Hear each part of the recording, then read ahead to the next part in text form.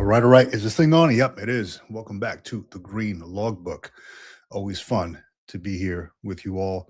Haven't been on in quite some time, only because I had a whole lot going on. The busiest freaking last 2 weeks that I've had, connecting with a lot of folks, a lot of veterans out there, connecting with a lot of great guests that I'm bringing on to the show. Going to be freaking awesome. So I'm glad that I'm going to be able to bring some good quality content to you all and some good quality folks. Um, just to kind of give you a heads up, actually here.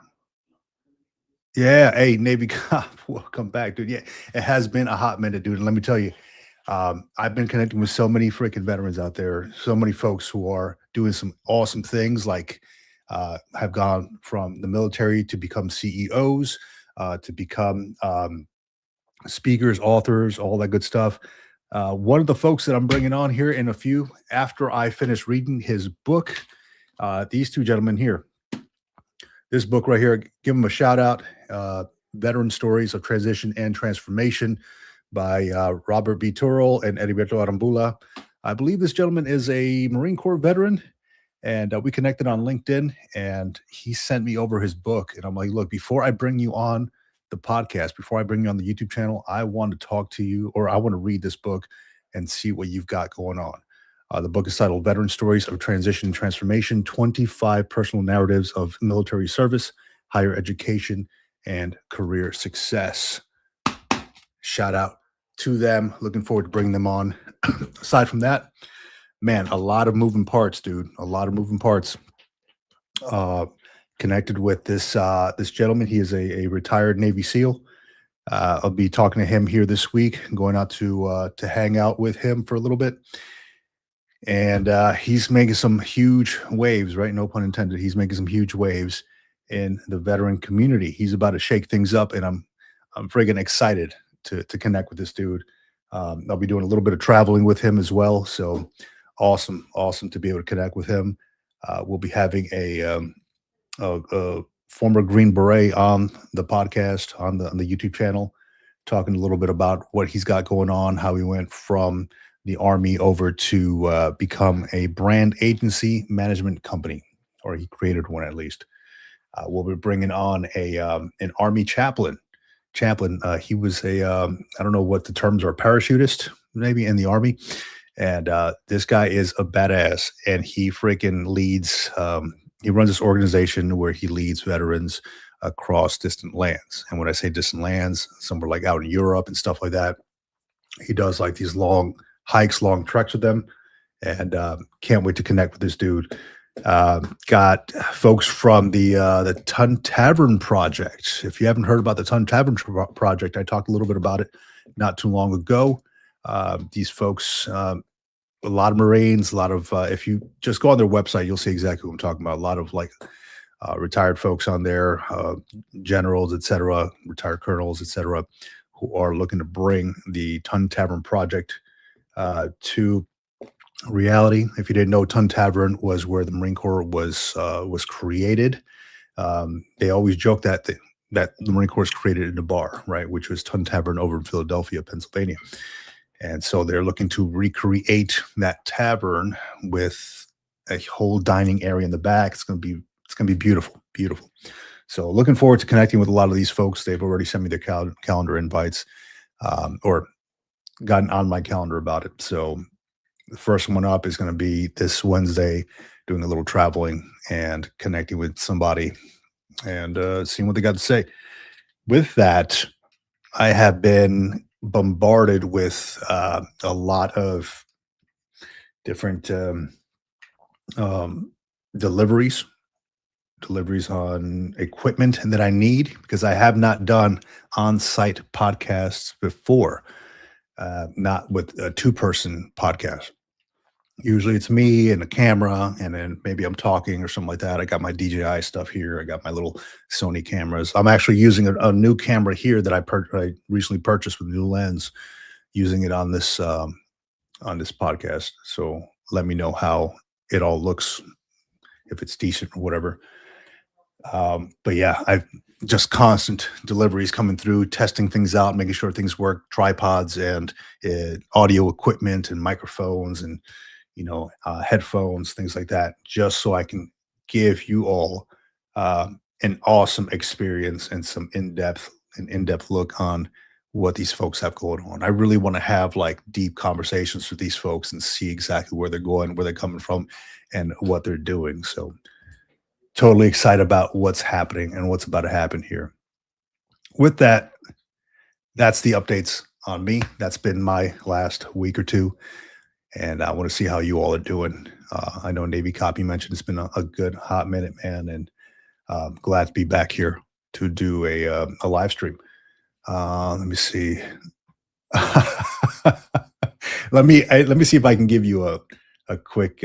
I just placed an order, and I just added something to my cart, man. I got my coffee here as always, but I need to order more coffee, man, because I'm running low. Actually, my cart. Oh my God, this is terrible, dude. My cart has gone up. My Amazon cart has gone up to about $3,200 right now. Just a ton of stuff. I'm never gonna buy this stuff, right? I'm like, it's on the cart when I like it. I know you can create wish lists and all that stuff, but I'm like, hey, let me just add it to my cart. Add it to my cart. So I'll give you a quick quick look into that room. Is crazy stuff, man. Here we go. Let me see if I can uh share screen. I'll show you here.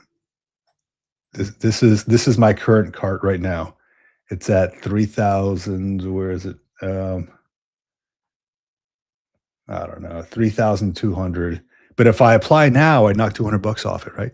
So $3,246. I'm never gonna. I'm not buying all that stuff, man. I don't need all that trash.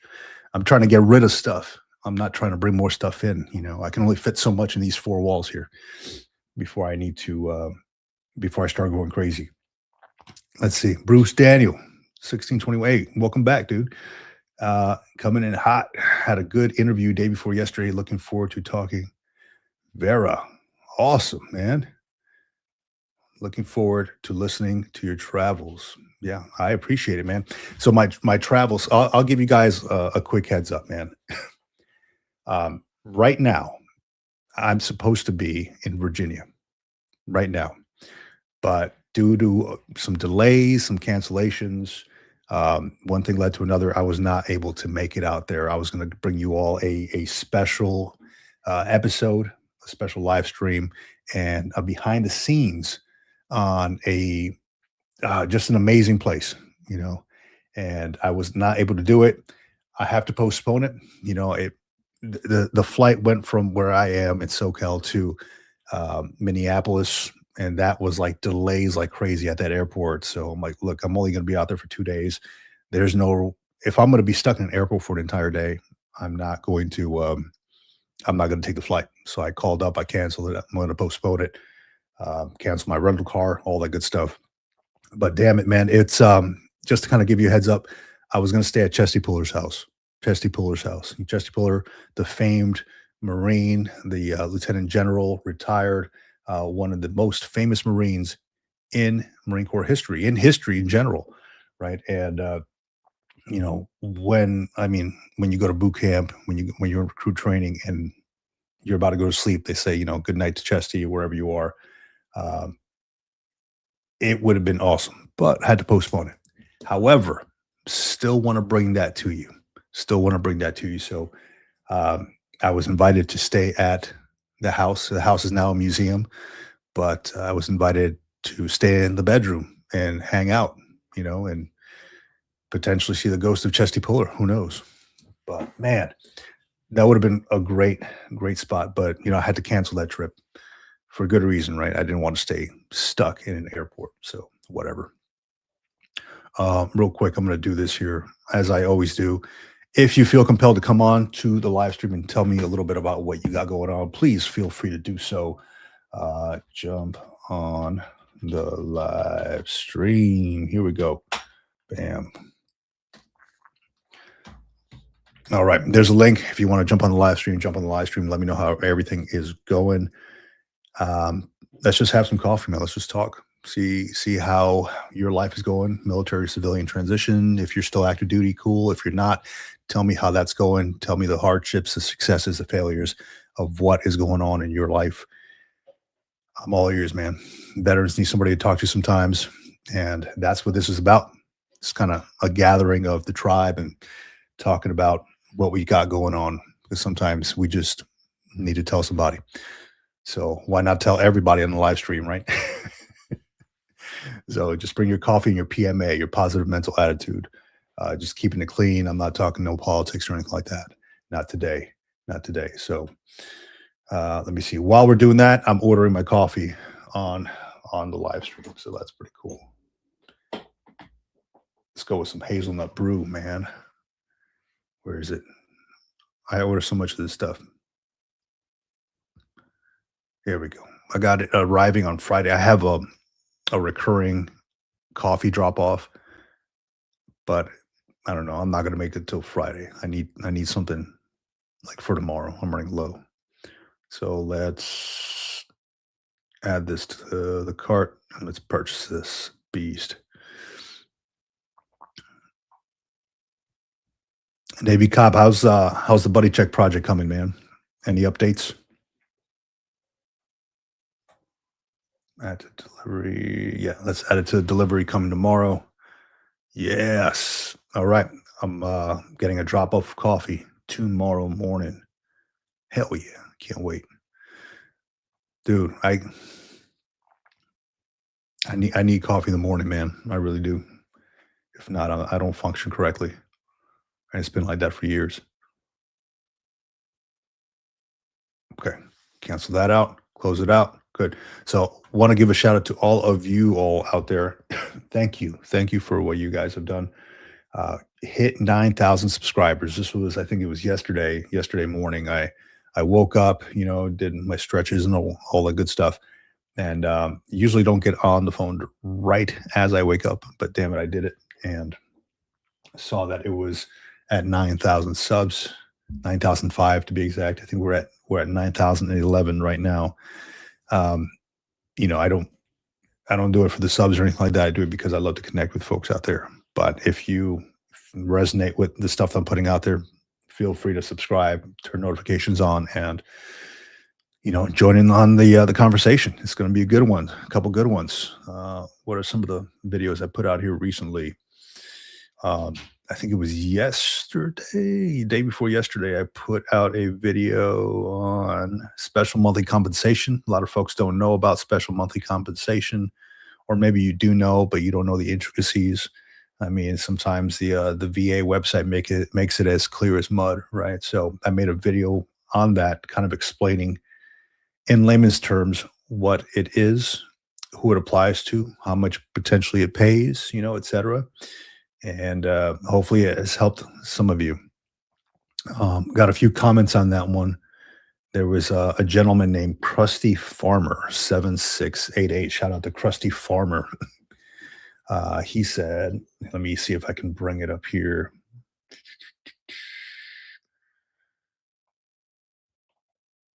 It won't let me do just a snippet. Let me see if I can do just this image file, and I'll show you exactly what I'm talking about.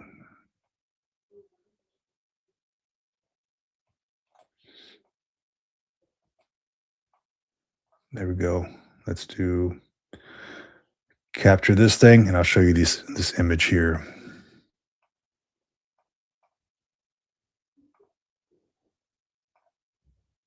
Image file. Let's go here. Where is the screenshot? Here it is.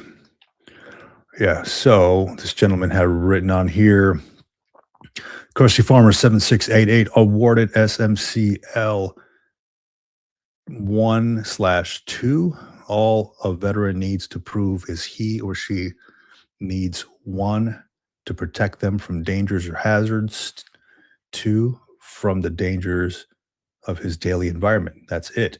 This could apply to anyone with a mental health rating. Once you establish SMC-L, any other disability rating 50% or more qualifies you for increases up to $10,000.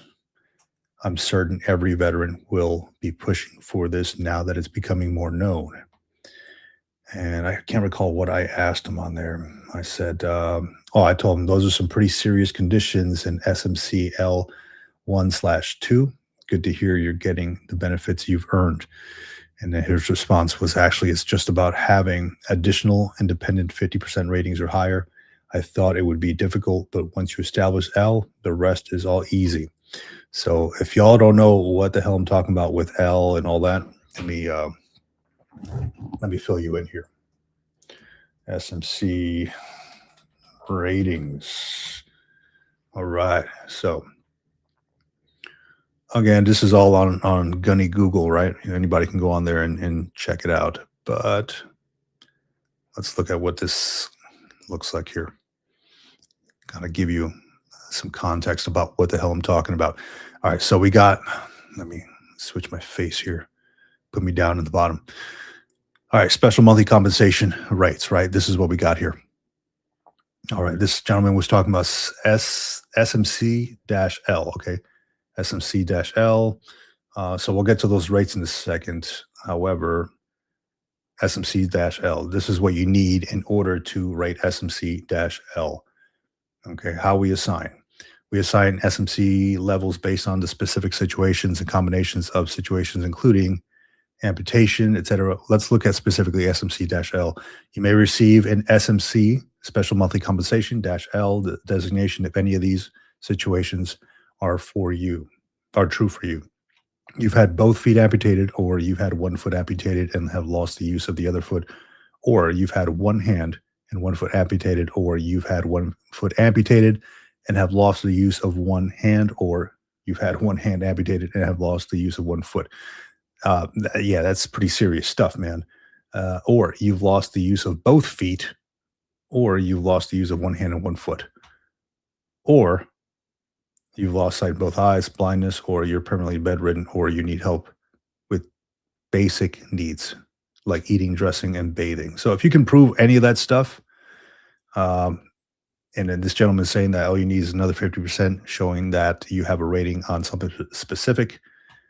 And then SMCL 1/2, and then these are all the things that you can rate for SMC 1/2, SMCL 1/2. Let me see here. I don't know these are some pretty serious ratings. I don't know what this gentleman has. I didn't ask him. I'm not, I'm not a doctor. All that stuff is HIPAA protected. I'm not going to ask him all that stuff. However, if you rate that SMC-L, let's see, SMC-L, dependent status, if it's the veteran alone, this is on top of your VA disability. If you're 100% VA disabled, this is on top of that. 4,900. If you were married, no children's 5,100. So SNC 1L 1/2, veteran alone 5,154. Oh shit, I read I read this as two spouses. No, it's not. Okay. Let me see. And then I don't know okay, right here with children. So if you have kids that are with one child and a spouse, it goes up significantly higher, right? So this is if you rate it, you rate it. Get what you rate. If you got like blindness, if you can't use your legs and your feet. And now I don't know. I'm not like the master of this. I don't know if you have an SMC, if that reopens your whatever file with the VA. So tread lightly on that. I cannot give you an answer on that. However, I will say that shit. What the hell did I do here? Okay, here we go. I will say that if you rate this, it might be worth looking at it. 100% VA disability, and then you may have an SMC on top of that. Significant amount there. Let me see. What do we got from Navy Cop? He says, good info. On the flip side, my VRNE attempt is over for now. New counselor basically said that since I am now working and not severely disabled, I don't rate any services, even self-employment. That, I don't know that the VRNE s- is, does. I don't know that working excludes you from the VRNE. I don't know that it does. Because when I applied for VRNE, I had a full time job. It's not where I wanted to be. I explained to my counselor that I was having some troubles there, etc. So then that caused me to, I guess, that prompted me my file at least to get pushed forward. Right, it's not where what I want to do. Um, I don't know, man. I checked that out. Like I recently got some traction. This past week, I recently got some traction on my VRNE stuff, and that's only because as I say, the saying goes, the squeaky wheel gets the grease, right? It gets the oil or whatever it is. However, the saying goes. Um, I was not getting any updates from my counselor, my school counselor. My VRNE counselor was fine. The school counselor was not getting back to me. So I went on the website, the school's website, and I freaking emailed like 15 different emails. And I hate doing stuff like that, but if it needs to happen, it needs to happen. So I emailed everybody on the list. Um, and I think that included the dean of the school. And then within a day, I started getting emails back. I started getting calls back, and it was like, yeah, things got done really quick. So I'm sure I pissed a lot of people off, but whatever, man. I was not getting any help anywhere.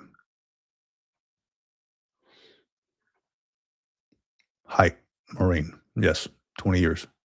To answer your question, 20 years and 1 month. Retired in 2023, December 2023. Yes. Welcome to the channel, Jason McCullough. I put it out on Facebook, and others have said they are working, no issue, have BS degrees, and working and getting to work on MS degrees. Also heard the Portland area is barely passing 30% of applicants.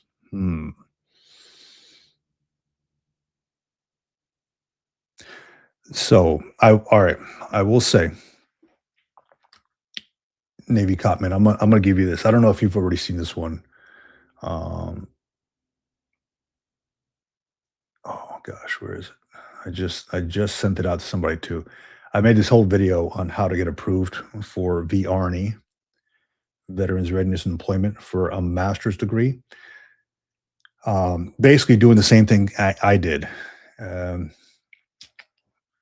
gosh, let me get it for you here. It's in one of my videos here. Chapter 35, rank reduced, carefully curated. Let me see, VA claims. Oh, here we go, VRNE. So, share. I'm going to put this link out there for you.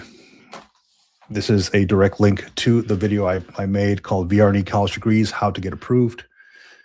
It may help you out, maybe not, but let me see. BAMSIS.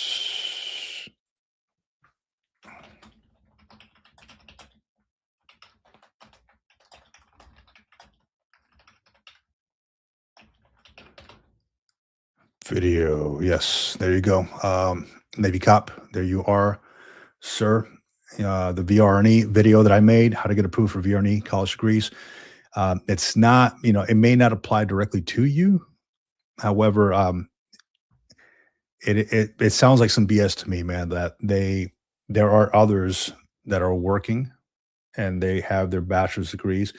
The main idea here with the VRNE is you have to show the VRNE counselor, you have to give them justification why your current job is hindering or is activating your VA service connected disabilities, right? And again, I hate that freaking word, but your VA service connected injuries or whatever, so you have to show them that it is holding you back. It's giving you mental stress or whatever the heck it is, and how you need to find another career, and the career that you really want to get into, you're not qualified for yet because you require further education.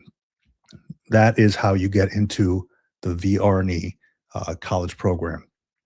And for instance, I wanted to go into a psychology program. I did not have a psychology degree. It requires a degree to be in a psychology position. So my degree is in business. I have a bachelor's in business with a minor in psychology, and I can't really be in a psychology job with that. So I had to show my VRNA counselor that, hey, I want to do this job, potentially be a school counselor, and I have to go to school for that to get that degree in order to get the licensure and be, be available or able to fit into that job. So you just have to show that justification. I kind of walk you through it all in the video, so please check it out. The unsung veteran. Hey, Semper Fi, brother. Semper Fi. Glad you made it. Jason Mac McCullough. Semper Fi. Right. Let me see. We retired the same year. I retired August 2023. Yes, sir. I had a good friend of mine that retired in August 2023. He worked right across the hall from me. He was a master sergeant. Retired in August. Got a chance to be in his at his retirement, and then retired shortly thereafter myself.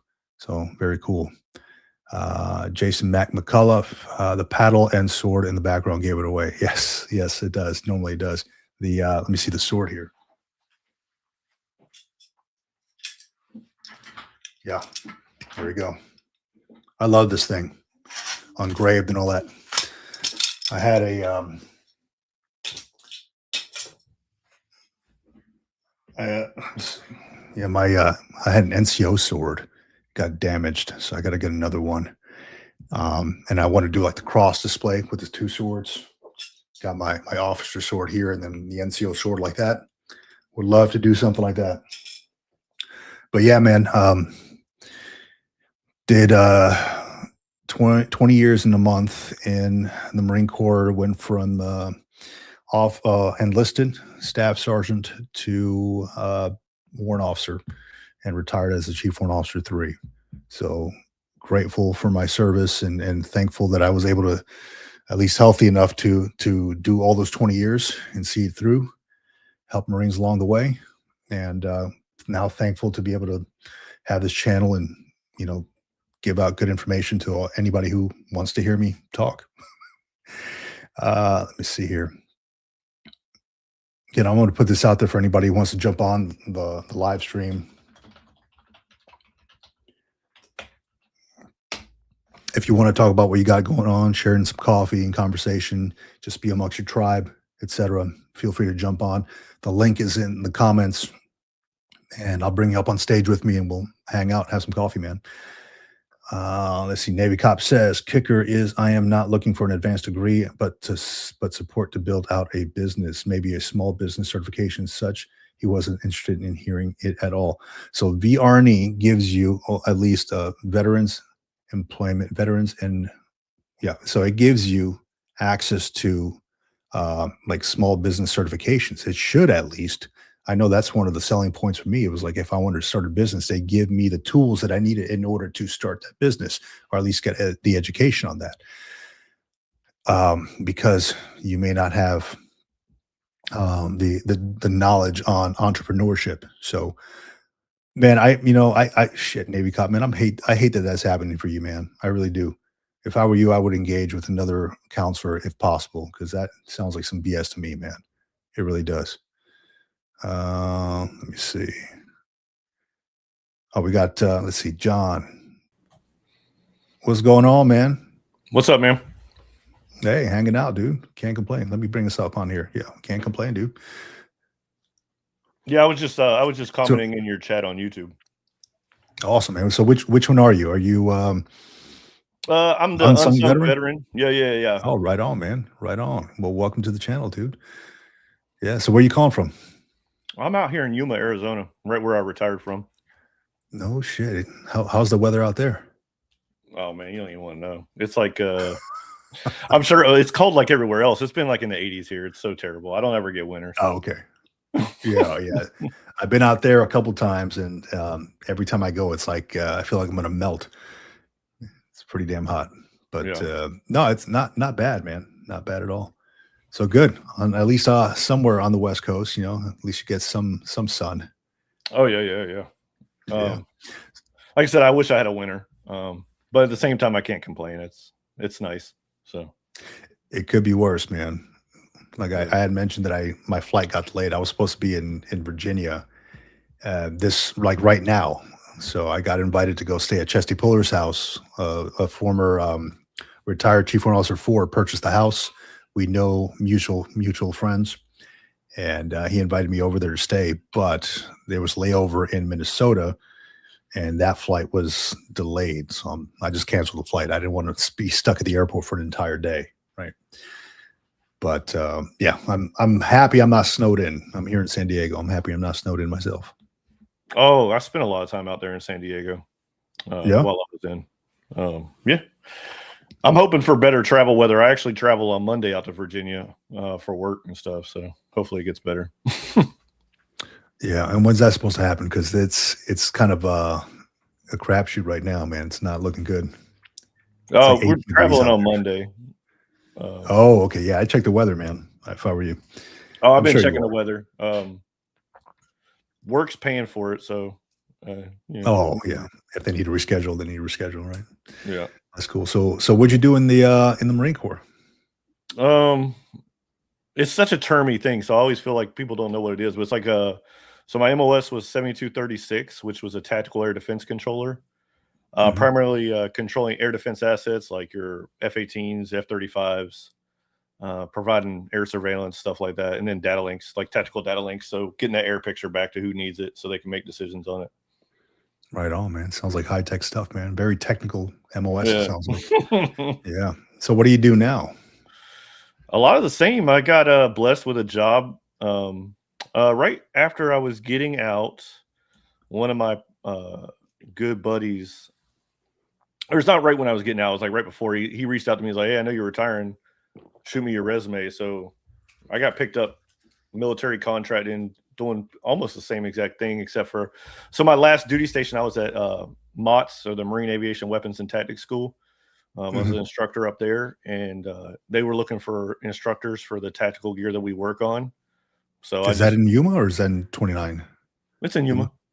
So it runs the WTI, the Weapons and Tactics Instructors course. So we Mhm. run that. Right on, man. So yeah, that's a lot of folks that I meet go into what they were already doing in their job in the military. I tried not to myself because I just didn't. I was tired of doing that for 20 years. But um, a lot of folks like it's got excuse me, it's kind of half and half because half the folks are like, man, I want to do something completely different. So now they got to get the education for that completely different thing. A lot of folks are, let me jump into what I was doing already, and then I guess unless they're paying you a good amount as a contractor, not you specifically, but like in general, I'm like, man, I'd probably stay in. But then, when I got out and I went into something completely different, like outside of my wheelhouse, and I saw what they were offering for contractors. I was like, shit, no wonder people get out and do the same thing, right? These contracting gigs are like you're making 2, 3 times what you were making as active duty. It's insane.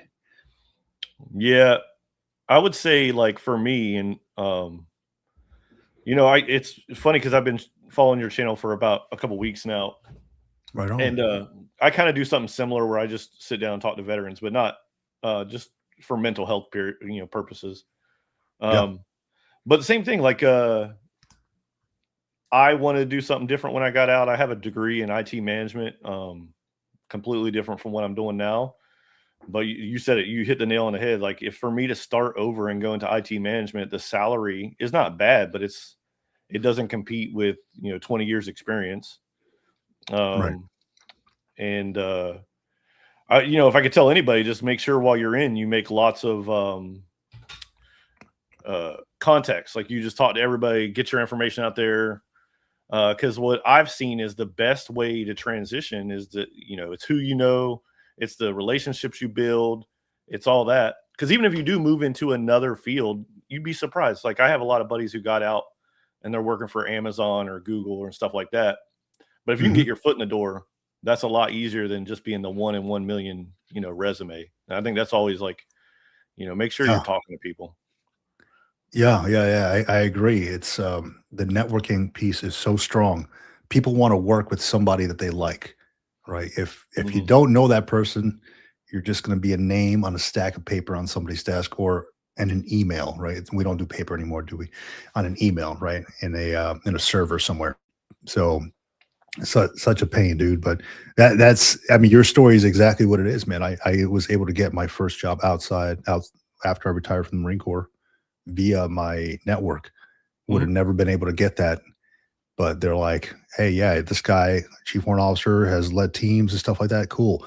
Let's get this guy on the team. I'm like, cool. So I did. I went from the Marine Corps. I was doing investigations. I was part of like a bunch of investigations, IG inspection teams and crap like that. And then like death investigations and all that stuff, doing military justice. And then went into being a Surface Warfighting Development Center training and advisor. Training and operations advisor. Oh yeah. So you're so I mean, if you like, yeah, we work with Witties out there too, right? A bunch of Witties. So if warrior tactics instructors. So I mean, they don't compute, they don't stick together, right? They don't I didn't know how I got approved for that job, but they're like, hey, it sounds like you can do it. And it took me 3 months to kind of learn everything at the base level of what like a surface warfare officer does. And then I was able to assist with the training programs and advisory programs and all that stuff. Yeah, cool job, man. I mean, very, probably same as yours, like very technical, man. Like way more than I was used to in the Marine Corps. But glad I got that experience, dude. Yeah, I actually work with the surface warfare guys out there. For a little while, I was on a contract teaching CEC2S, or this system called Common Aviation Command and Control System. Right after I got out, I'm not on that contract anymore, but we would go out and teach the guys on the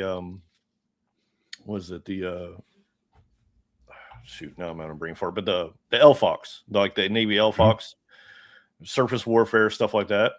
Just teaching those sailors, which was also way different because I wasn't used to teaching sailors. I was used to teaching Marines, so just different. Not bad. Different personalities and different personalities. Yeah, big time. It was I kind of stuck out like a sore thumb, man, because I had my little like Marine Corps freaking award or whatever on my desk, just something very minor. And I worked around. The lady that worked behind me was lieutenant commander. Guy behind her was a retired commander. Captain would always come around. We worked for the admiral and all that, so I was in meetings with him. So I was kind of surrounded by that whole Navy world. And I was the only Marine there, so I always got shit. They're like, "Is it too much for you, man? Do you need a break? Is your brain hurt?" I'm like, "No, it's not like that. It's not like that." So yeah. Another question is, are we teachable? Navy cop? No. Yeah. People put comments on the side. Are you? So, question for you, man, because I can never figure this out. When you pop up on the software here. When you clicked on the link, are you able to see like all the comments on the side? So I'm in. I don't know what your screen looks like. Oh, you know what? If I click the comments, yeah. So originally it has like 3 different things. It's got like private chat, comments, and then recording.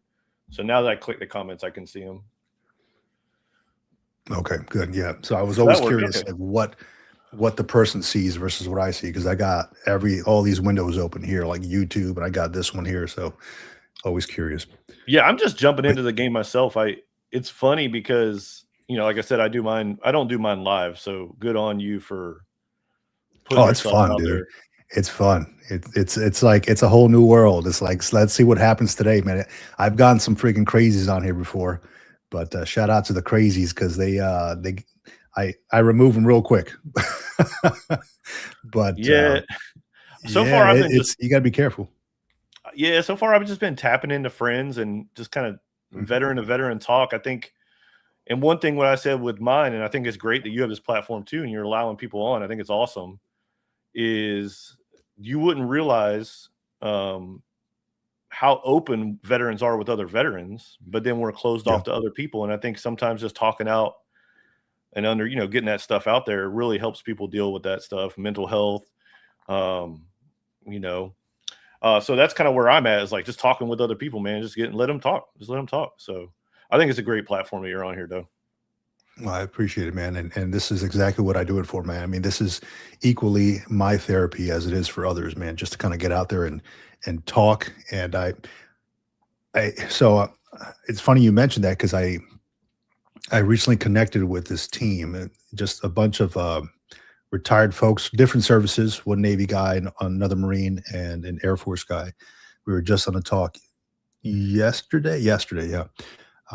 And we're going to be starting up something like this, similar to this, but we're going to be doing it around the country. So kind of I don't know. I mean, I don't want to put out too much because it's still in the works, but Yeah, for sure. we're working on it. We're working on something like that where we can bring this to different locations around the country and connect with veterans directly. And then sponsors potentially pay for it and all that stuff. So we'll see where that goes and how it comes up. But yeah, it is equally my therapy as it is for others, man. People jump on here all the time. We had a guy named Georgia Joe called in from a hospital bed. He fell off his roof, like broke his back or something. And happy as can be, man, called in, and he was just all smiles and laying there in the hospital bed. So shout out to him if he's listening. Let me see here, going to the comments here real quick. Gosh, got a lot of comments to keep up with, man. Anyhow, so what? So you all right? So you're a contractor right now, or you're like a federal employee, or what? Yeah, I contract. Well, primarily the customer is the Marine Corps and Navy. But I work for a private company. I don't fall under, like, I'm not a GS or anything, nor do I want to be. I think I signed up for that contract one time in my life, so I'm not going to do it again. Nothing against GSs. Here's the thing I would say. I see a lot of people doing it who don't have retirement, and I think that's for them because they can build that retirement Right. and get those years back, especially if they only did like 1 or 2 enlistments. I would say, hey, go GS, continue your time, get your retirement, because the benefits are definitely worth it. As somebody who's already got a pension, I didn't need another pension. So yeah, you can do whatever you want now. You can do whatever you want. You can tell people to kick rocks if you don't like the job, right? That's the fun part of it. Do what you love. The other thing is I work from home. So I don't know about you, but I work remotely. Right now, like I said, I'm blessed. I'm going to ride this pony until I can't, because I get time at home. I got to travel for work pretty often, but that's nothing new. It gets you out the house, though. Yeah. See, I love that, man. When I worked at these different places, like I was a federal employee as well. When I worked at SMIDC, the Service and Mine Warfighting Development Center, a lot of retirees that work there. And a lot of times you'll just hear complaints. It's like everybody's exhausted, like mentally exhausted. Just like, long day. And I thought to myself, I was like, well, it doesn't have to be if you don't want it to be. I mean, you're retired, right? I mean, what's the ultimate goal here? A stack cash or enjoy your life?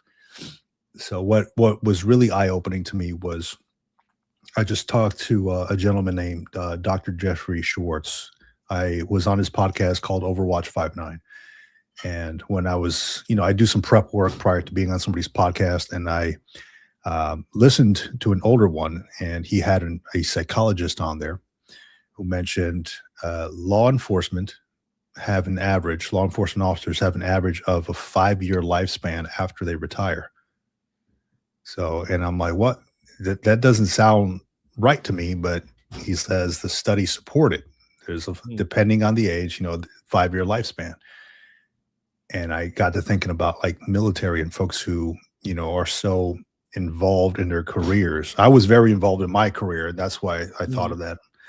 And just all of a sudden decided to retire at 20, and how it was like, you just cut it off. It's like, bam, bam, bam. But I felt like I was ready. Then you don't have anything to do. I can only sit on the beach for so long before I get tired, before I get bored. So you got to have something going on after that. And I thought these folks that lasted like 5 years for whatever reason probably didn't have anything going on. they were still in that mentality. They couldn't transition well. They didn't have, they disconnected themselves from everything and didn't, or especially that support group. So that, I mean, I have yet to read the study that he mentioned. I'm Mhm. gonna talk to him here shortly.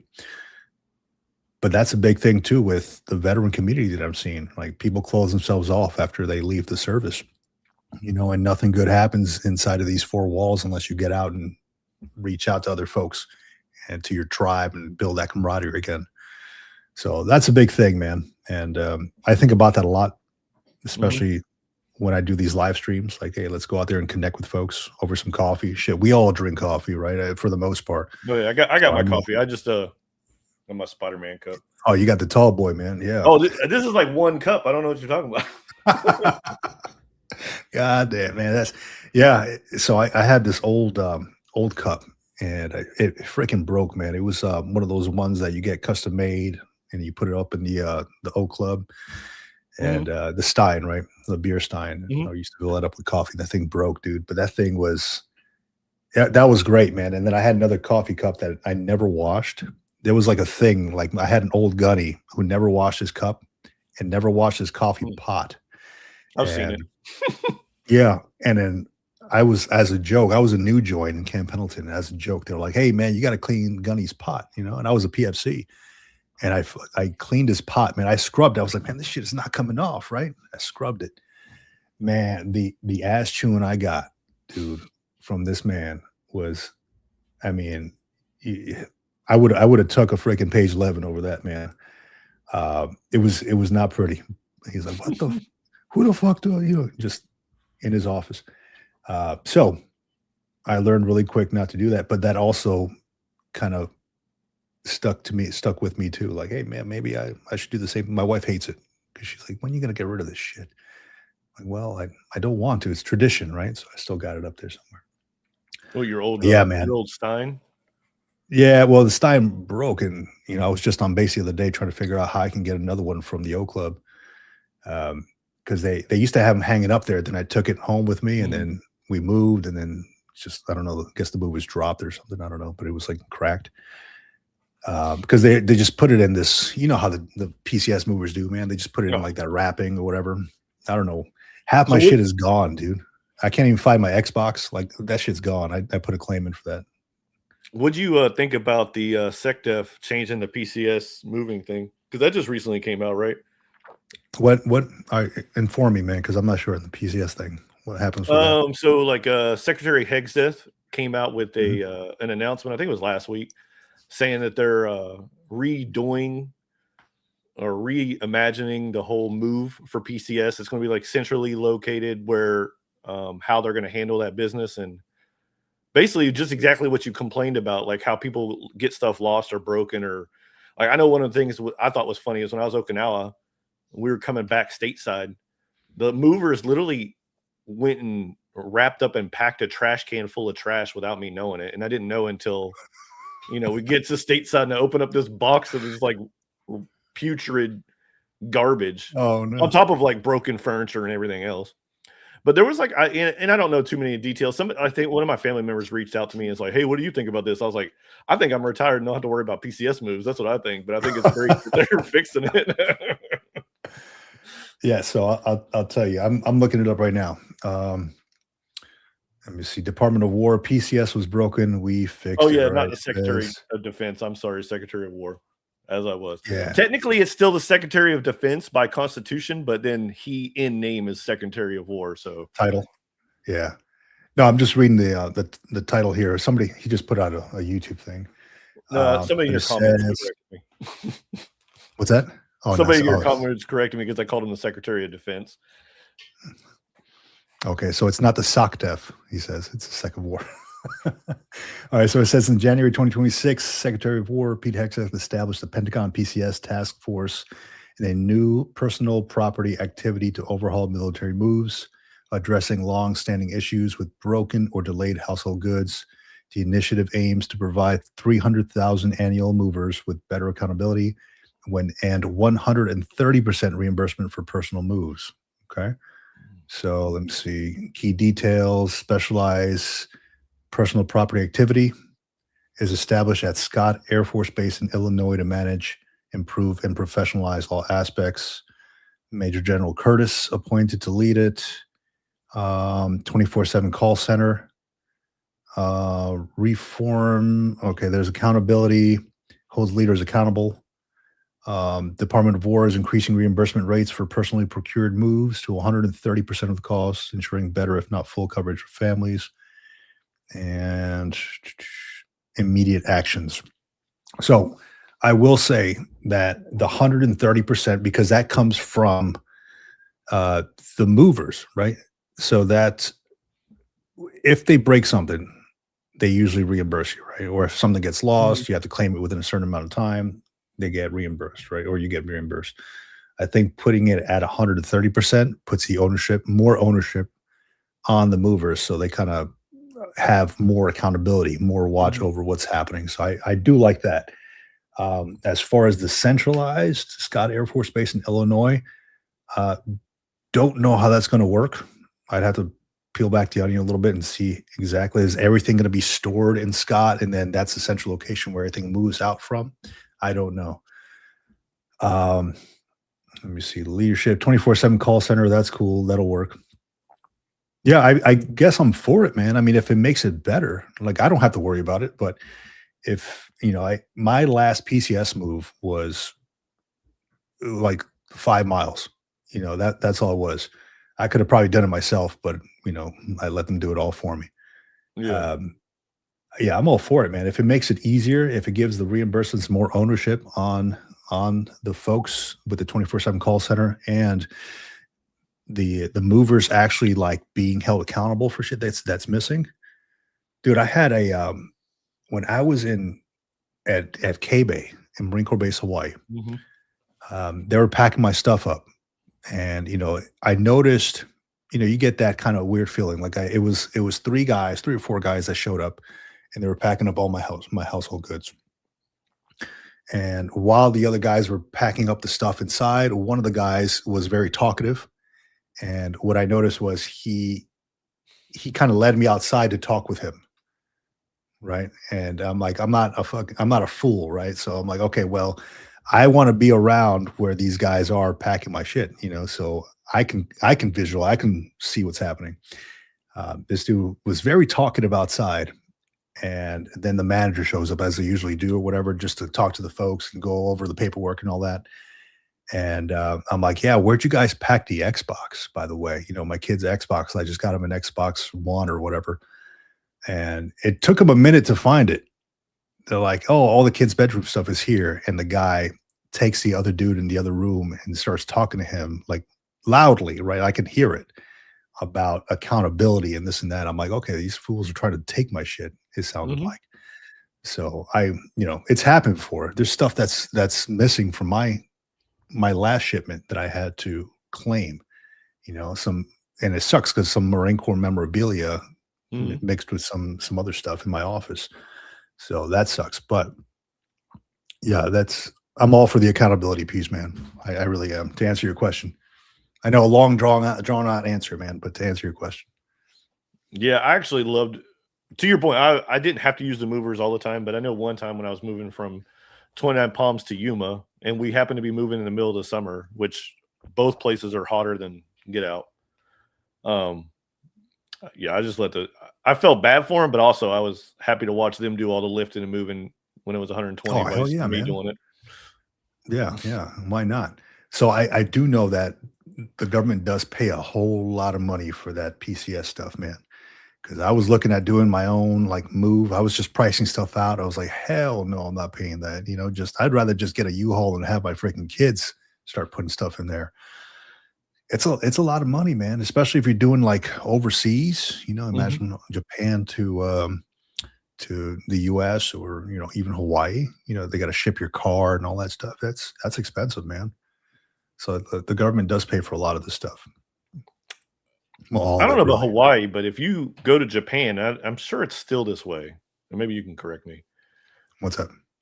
The cars are so inexpensive there. You just buy them off another service member. So don't worry about your car. Put it in the storage. Hopefully you find a good storage place. But I remember buying a really nice car for like $3,000. And then I turned around and sold it for like $4,000 when I left because I sold it to some major. So As long as it's got JCI on it, you're still yeah. good. Yeah, yeah. No, that's exactly what we did. So yeah, obviously, you can't bring your American car over there to Japan, right? So you got to put it in storage. You got to keep the insurance on it. Otherwise, you just put it in somebody's garage and hopefully it's still there when you get back. But yeah, we did the same thing. We purchased a small little minivan. It was tiny. Dude. It was like 80 horsepower, and just tiny little thing. I could probably fit it in my office here, but that's all we needed, man. It was like we had that for me because it was like a stupid looking little car that I liked, and for my wife, when I was at work or if she wanted to ride around or whatever, I had bought another car as well. So, yeah, that's all you need, man. And again, it was like $1,000, not even. So the JCI was going to expire like in a year. Mhm. It was like $900 to redo the JCI. So it wasn't bad. That's all you really need, man. It's the hand-me-downs, right? Go to the lemon lot out there. Let's see.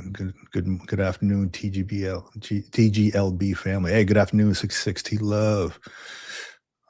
Charlton Zimmerman, good afternoon. Tony Slaughter, good afternoon. Everybody's up in here, man. Yeah, good stuff. Yeah, I'll be honest, man. Japan was one of my best duty stations, dude. Were you in Oki or were you in Iwakuni? Okinawa. Okinawa. Okay. Yeah, Okinawa is it's beautiful out there, man. They call it the poor man's Hawaii.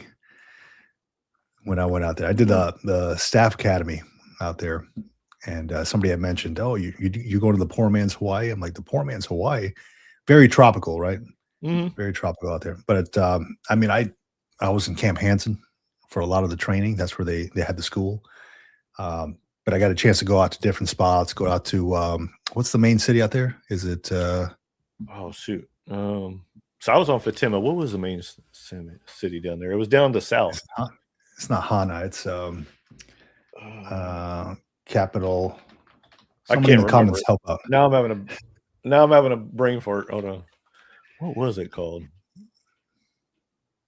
It's been mind you, it's been I was out Naha. there in 2008. Naha, that's right. Yeah.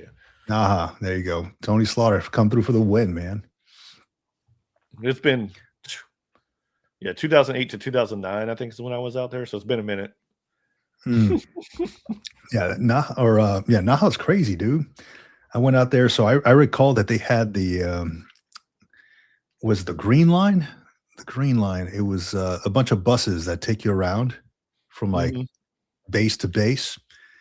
But I recall going out to Naha, and like we couldn't find a ride out there. People had already left, and I don't know. It's like an hour away, maybe from Camp Hansen. And the guy wanted like $90 to take us to over to Naha. I'm like 90. I'm like, shit, man. And like he was the only cab driver on base. I was like, fuck, let's just go, man. We just split it all, went to Naha. It's kind of crazy out there, dude. It's not somewhere that I want to walk around at night. Actually, it's pretty safe out there at night. Really? It's a lot safer Maybe than just the place we're that here they in took me. I don't know. No, it's safe out there in Oki for sure compared to here, right? But don't go down the alleyways in Naha, man. You'll see some sketchy shit. Dude, what I liked, what was it? They had the taxi services where if you did drive out to the bar, they would drive you home, but also drive your car home. I remember that. They need to bring that here locally, man. Yeah. So we did some briefs out there a while back. Because I did the welcome aboard briefs over in Iwakuni. I was over stationed in Iwakuni. And so I was like part of the welcome aboard team or whatever it is. So they needed somebody from every section to go do that. And I did it from the perspective of military justice, right? And I'm like, hey, I don't know if it's changed since then, but if the driver was drunk and he was driving and the passenger had also been drinking, they both get a DUI, the passenger and the driver. I'm like, what? So you got to find somebody else. You got to hire somebody, like you mentioned, to drive your shit. Well, I had a Yeah, good buddy. Turned out okay for him in the long run. Not so much. He ended up getting sent stateside, but he got pulled over there, but he only blew like a .01. So Mhm. over here stateside, that wouldn't be nothing. But over there, if it's any trace of alcohol, You're done, DUI, man. DUI. So service members need to know that too. Don't drink. Don't even have one. Don't even do it. Yeah, yeah, that was big out there, man. And if you're gonna go out and hang out, take a taxi or have somebody to drive you that hasn't drank at all, because we see that trash all the time, dude. Like I did a lot of like investigation shit, and so I was Mhm. with PMO a lot, just kind of working with them, and I did the SOFA briefs while I was in Japan in Iwakuni, so I had to go out and actually go out there with my little fucking clipboard and read these SOFA briefs to these knuckleheads who are arrested at the Iwakuni or Hiroshima police department. And it was a pair of lieutenants. They were second or maybe first lieutenants. And these idiots were jumping. You know how close the houses are in Japan, right? How Mhm. close they are. Yeah. They got the ceramic tile roofs. These idiots were jumping, somehow climbed on top of the roof and running from roof to roof. And they were like breaking these ceramic tiles along the way. And so I don't know, they got picked up. Somebody called it in. PMO got involved. I had to go out there and read SOFA rights. I'm like, hey, gentlemen, I was a staff sergeant at the time. I was like, gentlemen, what the fuck? Y'all can't be doing this. However, I'm not, PMO. I'm not the attorney. So let me just read you your SOFA rights so you know where you stand, blah, blah, blah. So yeah, we had some crazy stuff, man. Um, Dude trying to climb up a balcony at one point and went up to the wrong house and had like a scared family in the living room. Just They're ruining like, it for everybody. yeah, exactly, exactly. So I had to go out there with them to do the Gomenasai visits, like the Mhm. I'm sorry visits, right? So they'd have to bring like sometimes they bring like pizzas because from the Pizza Hut because they don't have Pizza Hut or whatever out in town. So they bring like Pizza Hut and like one of those fucking $1,000 melons that they have at the store as an I'm sorry gesture, like, and they have to like bow and all that shit, like go aside. Does that So we'd actually have to, work? Pizza? Hey, we just had a strange man break into your house, but here's a pizza.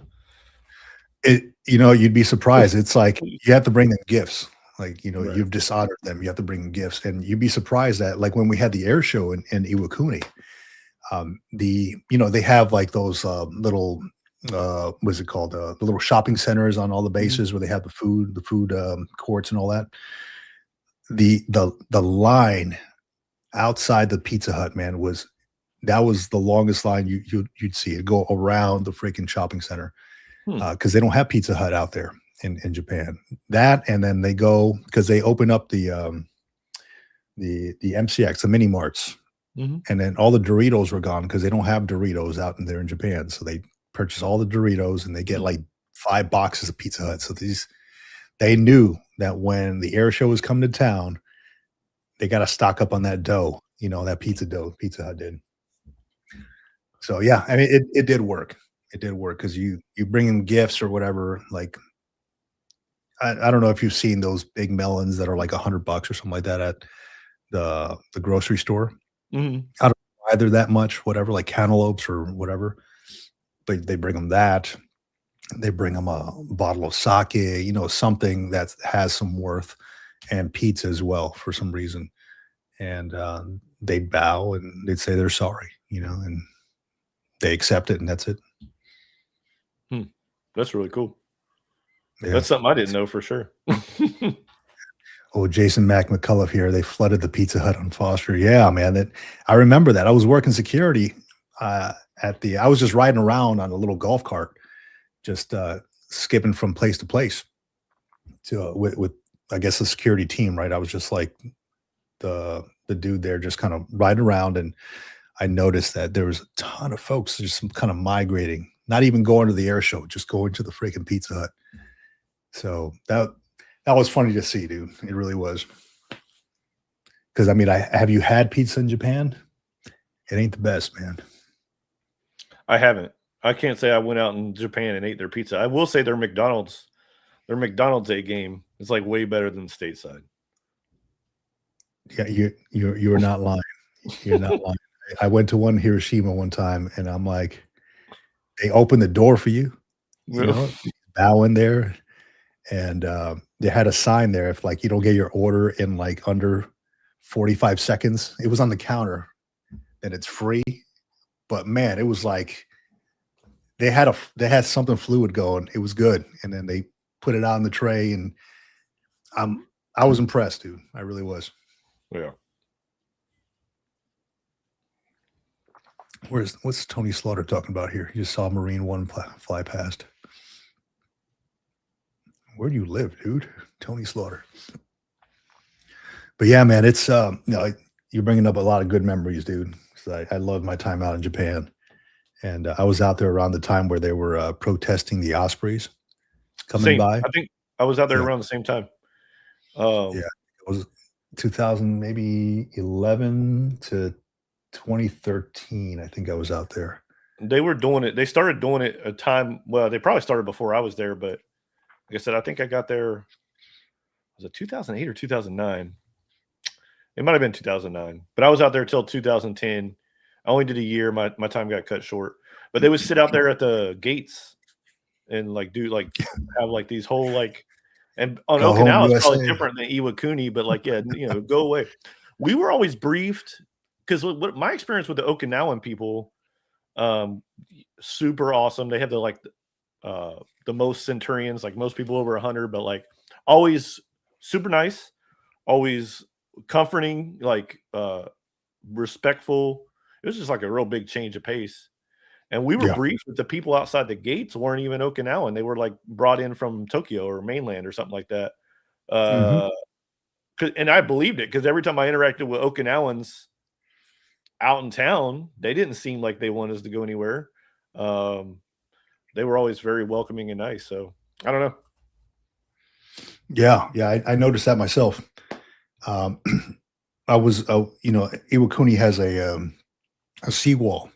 There's a seawall there, and I went. It has a little running path there, so I'd go running on the seawall, and it would lead you outside of base, outside the gates, of the back gate, and I'd go out the back gate and continue running, and you got to run around some houses, right, like a little corner.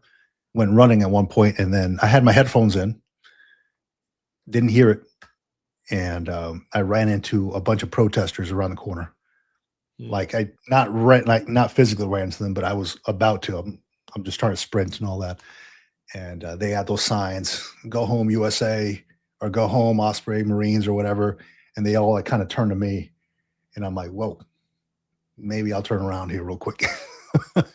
I mean, they were peaceful, right? They weren't yelling or chanting or anything like that, but it was just funny to see and how quiet they were, and just peaceful Mm. protesting. Um, but yeah, man, they didn't like they didn't some folks didn't like them there, you know. And plus, I mean, it was kind of noisy too, right? Oh Like yeah. over their houses and all that. The Ospreys, but the big thing was the Ospreys were like falling out of the sky, I guess, at that point. Like they were just testing them out. So that was kind of crazy. Well, But yeah, they man, had a huge history of like crashing.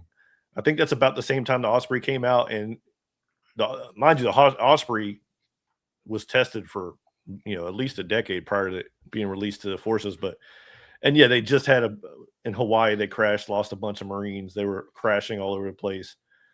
Um, yeah, yeah, yeah, and I get it. So I mean, I understand why they're wary of it, right, and why they didn't want us around. But then you see, I when I went to Okinawa, so I did a couple space A or a space A out there. So I've been out there a couple times, right? We did I would go out there and do inspections or IG inspections and all that. So I'm sure you've seen IG inspections, like you're part of Mhm. a team and then you kind of travel around. So I've been out to Okinawa a couple times, and we go out to eat, to the sushi go rounds and all that. Mhm. And one point I see the dude with the sign, and I took a picture of him, man. It's hilarious. And he was holding a sign outside the base that said "Go home, PFCs." And I'm like, why specifically PFCs? Like, what did they do wrong to you, man? Go home, PFCs. It was hilarious. I'm like, you guys, PFCs are pissing, new joins are pissing them off, man. So You no, think but it it'd be was, those lieutenants? yeah, exactly right. Go home, lieutenants. But yeah, man, it's yeah, Oki was great, dude.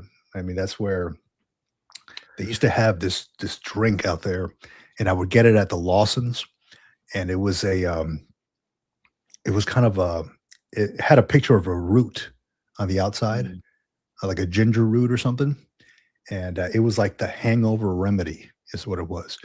And they're mm. like, drink this before you go out drinking, and you won't have a hangover. And surely enough, the stuff works because once you got involved with that habusaki, man, then the night gets black real quick. I wasn't ever a big sake fan. Obviously I had some, but I just stuck to the beer most of the time. Hey, you Yeah, mentioned sushi. Did you ever get to go to Yoshihachi's while you were out in Okinawa?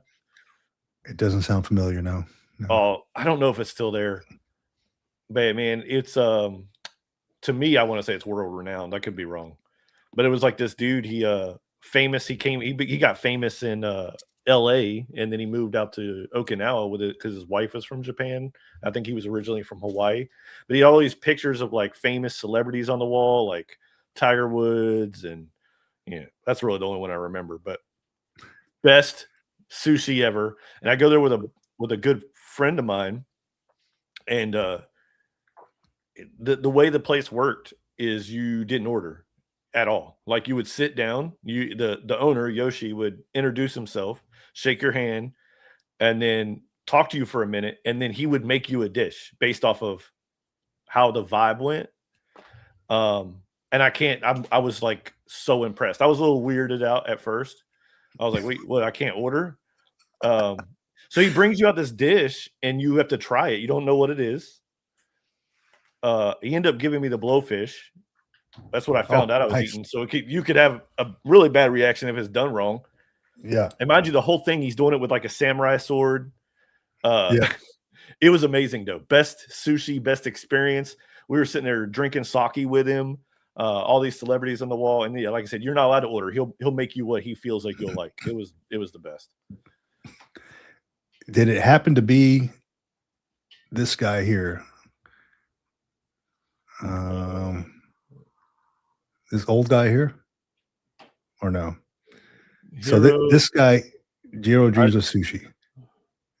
So this guy here, this is a documentary. It's on Netflix, but I'll have similar to to look what you it up. mentioned. Yeah, similar to His what you name was mentioned. Yoshi. Like well, at least he went by Yoshi. And I'll be honest with you, it's been like I said, it was like circa 2009, 2010, Yeah. and I was drinking a lot that night. I probably could not pick him out of a lineup, to be honest. So yeah, it was so same thing, right? So this guy, again, it's on a Netflix documentary, similar to what you mentioned. Like he has like a set thing that he'll give you. You don't order, and I think his thing was he's got a 10-seat restaurant and $300 a plate. I don't know if it's like a Michelin star thing, but I think I find those are some very unique and some of the best ones, man, because they kind of based on what he talked to you about. He's like, this guy needs this, Mm. and for some reason he felt like you need the blowfish, man. So, good thing it Well, worked out for you. no, so ours, I didn't even know the place existed because you said stay away from the alleys and stuff. So Yeah, I was yeah, with my buddy Nate, and he's like, "Hey, I'm going to take you to the sushi place because we like to find the best sushi in Okinawa." And I don't know, that's like an impossible journey because anywhere in Japan, it's kind of like San Diego. There's like really good tacos everywhere. Well, it's like really good sushi everywhere. yes. You can't go wrong. But we walk down this alleyway. We go into this. It looked like a little rundown place, and yet it was like a bar and a restaurant, and it was amazing. So I don't know. And real quick, it was. Let me see. Tony Slaughter was asking if it's a purple root, the drink, I think, and I actually found it online here. It's this thing. It's got a little root on the side, like a ginger root. I don't know what it says. It says Ukon no Chikara turmeric. Oh, it's turmeric supplement drink. Uh, But yeah, that stuff, whatever that is, man, you drink it right before and you're good to go, dude. Good to go. So just to answer Tony Slaughter's question there. But yeah, it was maybe it was we were going to I was TAD there at one point. We were going to a bar somewhere. My friend knew of a bar and over in Oki, over in Naha. And but you get this spidey sense every so often, like where not to be, and I got that feeling like maybe this is not a good spot, right? A couple guys playing like cards and stuff in this alleyway, and then you hear them go, "Soapy, soapy," just kind of. I'm like, no, no, thank you. I'll stay away from that. No thanks, not today. I, So I did a quick search on Yoshihachi. They still have it. It's still in Okinawa. yeah, And if you have click to on the check that out, man. images, you can see him with Danny Glover. I'm telling you, dude's like, it's like He this knows little everybody though. Huh? Yeah. Well, he used to have a place in LA. He said it's funny you said that because he was telling me these stories. I don't know if it's still the same guy because he was a little bit older, but he was telling me Mhm. these stories of when he had his place in LA. He was world famous. Obviously, he had these celebrities, and he would charge like $100 a plate. It wasn't that much when I was there. I was like a sergeant. I didn't make that much money back then, so I couldn't afford that much for a I don't think sushi. any of us did, man. Okay, I see him here. I see him here. Yeah, he's got some dude from the Orioles. He's got see the Tiger Woods picture there. Yeah, Okay. Yeah, very cool, man. really cool place. I'm glad it's still You know, open. Like I said, I haven't been in a while. you know what I love about this stuff, man, about Japan is um how they are like masters of their craft and like they don't stop until they they have mastered it. So for instance, if you watch that Jiro Dreams of Sushi documentary, they talk to this one guy, he's like an apprentice and he has to work on like perfecting the rice for like 3 years before he can move up and Hmm. start perfecting the egg. Jeez. So I mean, that's like you really got to want to do that stuff, man, or else yeah, you ain't gonna get far out there. But it was cool because I went and I met um, this guy. His name was Master Yoshihiro, I think Matsuhashi. He lived in Yanai, which was right by Iwakuni.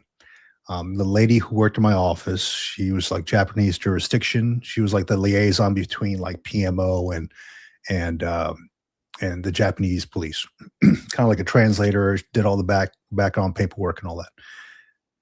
And I asked her, I was like, "Hey, can you take me to this gentleman or to anybody's house that does like actual like swords or knives or anything like that?" She's like, "Oh, I know this guy. He lives up in the mountains in this cabin. And he has a workshop up there." We went up there. Beautiful place, man. It was like just forested area. Um, Old dude, maybe like 85 or so. My man was a seventh Japanese sword maker. His ancestors were the sword makers for the samurai of the prefecture. And he had old pictures and like a 700-year-old samurai sword in his house. It was amazing. And he made us a freaking knife, like a couple Oh knives, wow. Japanese knives out there. Amazing, dude. Just what an experience. I can't say that the gentleman's alive still. I mean, he was pretty old when I went to go see him.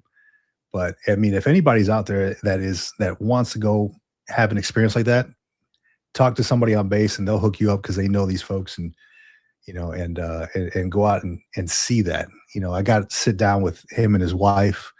Um, they gave me like a little sour plum thing. Like I had to go sit down in their living room. I went with my daughter, right? And they just welcomed us with open arms, man. It was so like just a great experience. Just a great like never met this guy before, but his wife, elderly old lady, had my arm. She was like guiding me through the house, showing me everything. Didn't know a freaking word she was saying, but she's talking to me about these pictures, and I'm like nodding my head, yes. No idea what the hell she's saying. Cool, Yeah. but just to have the experience, man, was awesome. And I don't have the experiences like Jason McMullough here, the banana shows, but wasn't Wasn't able to get to any of those, but that's cool. I also don't have those experiences, but from what I heard, Interesting, some of the interesting. women that were doing it were pretty old as well. So Yes, that's what I heard. Giving change back and all that stuff. I don't know that I'd want that change back, but it's a little rough to think about. But yeah, that's I know a couple of young Marines who have done that back in the day, and uh, very colorful stories, man. But yeah, Japan was a great time, man. It was just getting out there. I don't know if you took like the Patriot Express when you went out there or Mhm. what. Yeah, you did. But it was a long freaking way, man. It was like we had to stop. I guess because we're on mainland, It's like we are going Seattle, right? mainland in Iwakuni. Yeah, you fly out from Seattle, then we had to go to oh gosh, I forgot where because it got a refuel too. So we had to go to like Yokota and Sasebo, and then Iwakuni was the last one. So it took us like Um, straight like 24 hours almost. yeah, I don't remember where. I mean, it was long. I don't remember all of it. I just remember we stopped in Tokyo, and then it was like a foot race to get where we needed from to Tokyo to because we had to change planes and get on some expressway train, and Yeah. um, it wasn't a good experience. So Yeah, you arrive tired, man. You really do. yeah. And like we got Well, set up at the hotel afterwards. We well then lived there for like 3 months. Well, yeah, then it's like, I initially went out there without I was married, but I initially went out there without my wife because the sofa clearance wasn't completely done. Mhm. And, the shuffling once you get there, um, for Okinawa, like, they had, like, the single Marines versus married Marines, and then, like, red card versus green like, gold card, and, like, I it was, like, a show for sure because like, they're like, "Get in this line and go this way," and Yeah. I was thankfully I had another sergeant that I had been talking to that showed up at the airport and kind of directed my way, so I didn't have to get Mhm. lost. But man, if you didn't have somebody there, whoo, Yeah, yeah. I completely understand about that part, man. And especially like the so I went out there with my family and the red cards and the gold cards. I think it was the red cards you couldn't leave base, mhm, and the gold cards usually for folks who lived out in town and who were like, I guess if you had a family, you could rate one. And I think it was if you were a certain rank, maybe staff sergeant above, you can get one as well. mhm, I went out there as a sergeant, and it was kind of messed up, man, because I was like, for I think it was like for the first 2 weeks, like I could see outside of the gate, but I couldn't get out there, and because I didn't have my gold card. Like, my wife got a gold card. She can go out and back and forth as she wanted, as she pleased. But I'm yeah, like, I got a red card right now. I can't do anything. Yes, the day I got that gold card, man, I was like, let's go out in town. We went on that welcome aboard bus tour all the way to Hiroshima and all over the place. I mean, it really was a whole new world, man. It really was. It was exciting to be out there. yeah. I had the same experience. They gave me a red card. It was weird though because I lived on Foster, but I worked on Mhm, Fatima, um, and I had to get a car because I was married. So and I had to drive to Fatima because that's the reason I didn't live on Fatima in the barracks because I was married. But it was weird because I had this red card, so I was only allowed to leave gate to gate. And man, like they were real. Don't you go stop at that street bar and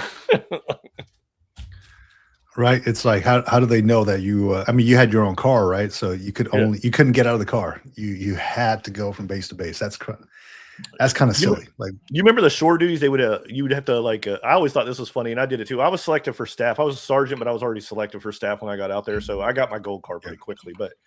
Um, but you'd go on duty and you'd have to walk up and down the streets, like trying to like Yeah. narc out Marines that weren't because they would do this thing where they would jump in the back of cabs to get back on Mhm. base or like whatever they were doing. And I'm like, is it really worth it? Like, like I've done many of those, the shore duties. For a while there, you'd have to wear like your Charlies to go out mhm, there, but then when I was out there, like they changed it while I was out there, and then you could wear regular street clothes. mhm. So then we'd go up to like you have to go up to the bars and see. I mean, they were easy to pick out. You just look at the high and tight, right? I'm like, hey, dog. There was an outdoor mall in Iwakuni, kind of like a shopping mall. I mean, a lot of towns have them, and a couple little bars over there. And I saw this one Marine. Well, I'll put it like this: I saw a high and tight walking down, and I'm like, okay, well, it's fucking past midnight. This dude's probably not supposed to be here, right?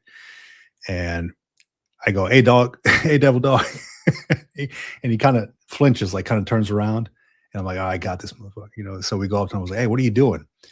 And it was an Asian gentleman, Marine, right, trying to talk to me in Japanese, but I know what the dialect sounds like. I'm like, I'm not a fucking idiot, dude. It's obvious. I mean, you got a high and tight. Nobody else here has a high and tight, dude. He's like, he's like, all right. He's like, am I in trouble? I'm like, just come on, dude. Just get the fuck, get back on base. He tried to play it off like he was a local. So yeah, it wasn't working out.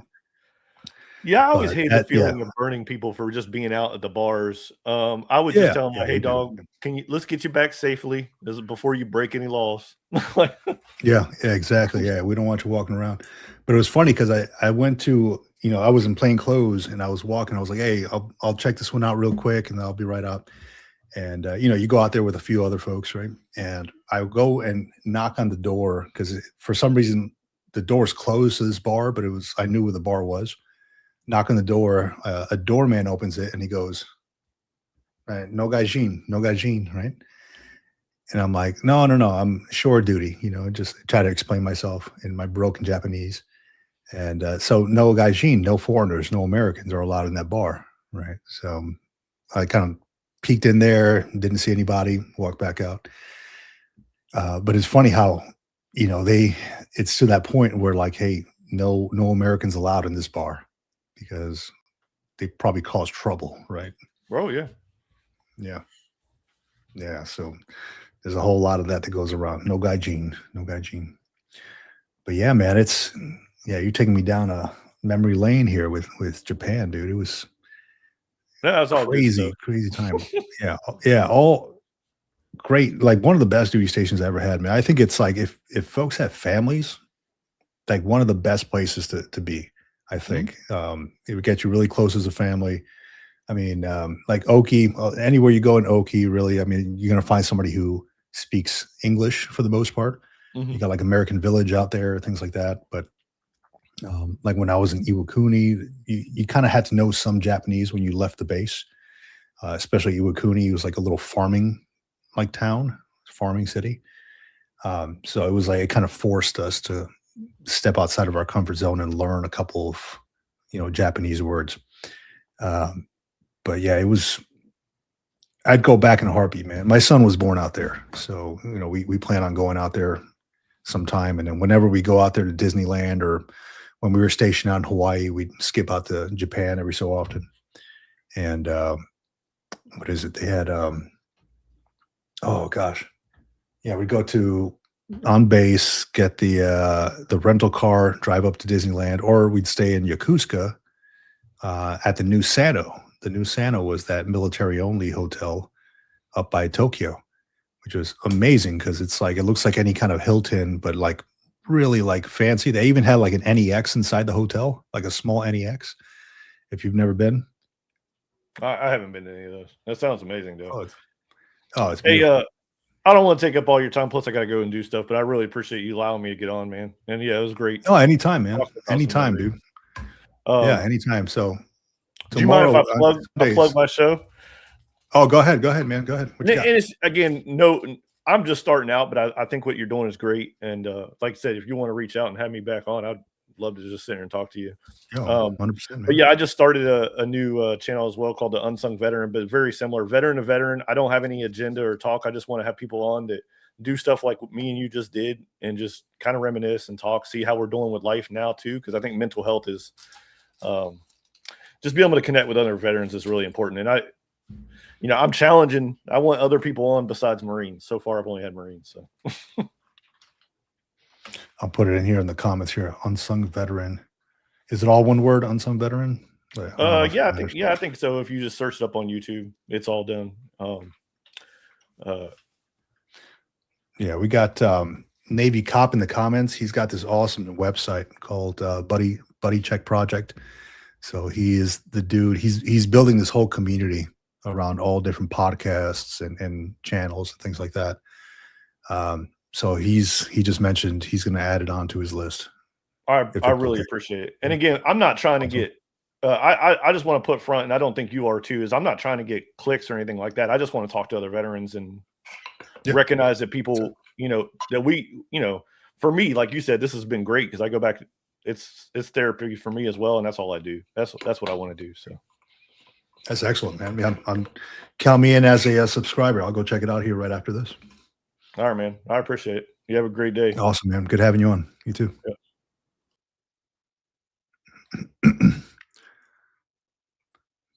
Says it's a matter of visibility, not specific clicks. Yeah, so that was John from the Unsung Veteran YouTube channel. He said he's just starting out, so give him some love, show him some love, like and subscribe to his stuff. Awesome. Let's go to the comments here real quick. I know I missed a whole bunch of them, but let's see what we got.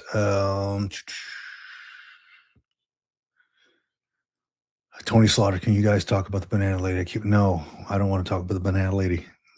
No bueno. Okie Camp Foster 12th Marines. Awesome, man. Awesome. Yeah. It says Naha is a historical area of the Ryukyu Islands, which is now called the Okinawan Prefecture. Yes. And somebody mentioned out here that Okinawa is also a blue zone. It has one of the highest concentration of centenarians in the world. Centenarians being people that are 100 years old or older. I think there's one in Greece, in Italy. There's one here in California, and oh gosh, it's Linda Vista. Linda Vista, I think, is the town. Let me see. What am I missing here? The chickens at Japanese KFCs were small. Okay. Yeah, there you go. Okinawa is a blue zone, 100%. And a lot of it is how they live, right? I mean, really, all of it is how they live, what they eat, the exercise. Anytime I've been to Japan in general, when we get up in the morning and go PT, you'd go up to the castle at the top of the hill, and then you see we're out there like 5:30 in the morning, and you already see folks in like their 80s walking up this hill. They get their steps in. Oki was fun. Yes, it was. Yes, sir. Still with the banana lady, huh? You guys. All right. Thanks, guys. Brought back memories. Man, that's awesome, dude. I mean, serving in Okinawa was great, man. I mean, I think the longest time I've been out there was for the Staff Academy when I was out there, and that was a great time in itself. That was great. It was a lot of learning, right? But great time. Let's see, unsung veterans. Yeah, absolutely, man. 100%. Great to have you on here. Shuri Castle and go to Tomari. Yeah, good stuff, man. Again, you get to go to some good places, some awesome places when you are in the military. Probably one of the best perks about it is you get to see parts of the world that you never even thought you'd go to. I had friends who had never left their hometown. I had friends who had never seen the ocean. And we went out to Japan, and they're like, this is the first time I'm seeing like actual like body of water that's not a lake or something or a pond. So that's incredible. I grew up on the coast, East Coast and West Coast myself. So I was always around that, but some of these folks had never seen that. So here we go. Let me add this on there. Same thing we did with John from Unsung Heroes or the Unsung Veterans. I'm gonna put this link up there. Jump on the live stream. Got a little bit more time, and if you want to jump on the live stream, that is the link there. Just kind of talk about what you got going on. Talk about maybe you want to bring back some old memories of your time in service. Maybe you want to connect with other veterans. That's what this channel is all about. That's what this portion of the channel is all about. I will be bringing on some guests onto the channel. I'll be doing some traveling to go meet up with some of these guests. A lot of great dudes coming on. I got be talking to a former Green Beret turned CEO. Be talking to a retired Navy SEAL who will be making some huge changes in the veteran community. Super excited to be talking to this guy, and um, and we'll be doing some traveling with him as well if everything works out. So we really connected on another level, and that dude's awesome. An Army chaplain's coming on to talk about his organization and what he's doing for veterans. So I'm really tapping into the whole mental, physical, spiritual portion of what of veteran life, of things that are helping me out, and hopefully they help you out as well. Let me see here. Reason a lot of us have better understanding of people in the world. Yes, that's right. That's right. In Naples, we had a campfire girls. We had the campfire girls and Humpty Dumpty, who was big in World War II. Her daughter took over for her later on. Used to have to walk past her to the base. Wild time. Dude, I have no idea what you're talking about. You got to explain that. Campfire girls and Humpty Dumpty. It sounds like you've been at some wild parties, man. I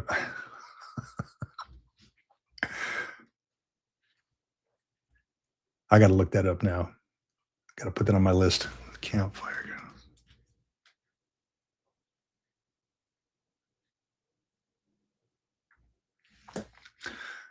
Oh yeah, I want to give a. Let me see.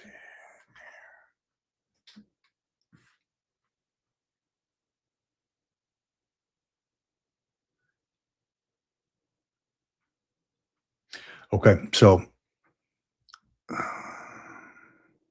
says what being in California, you're in a tourist destination. Yeah, yeah.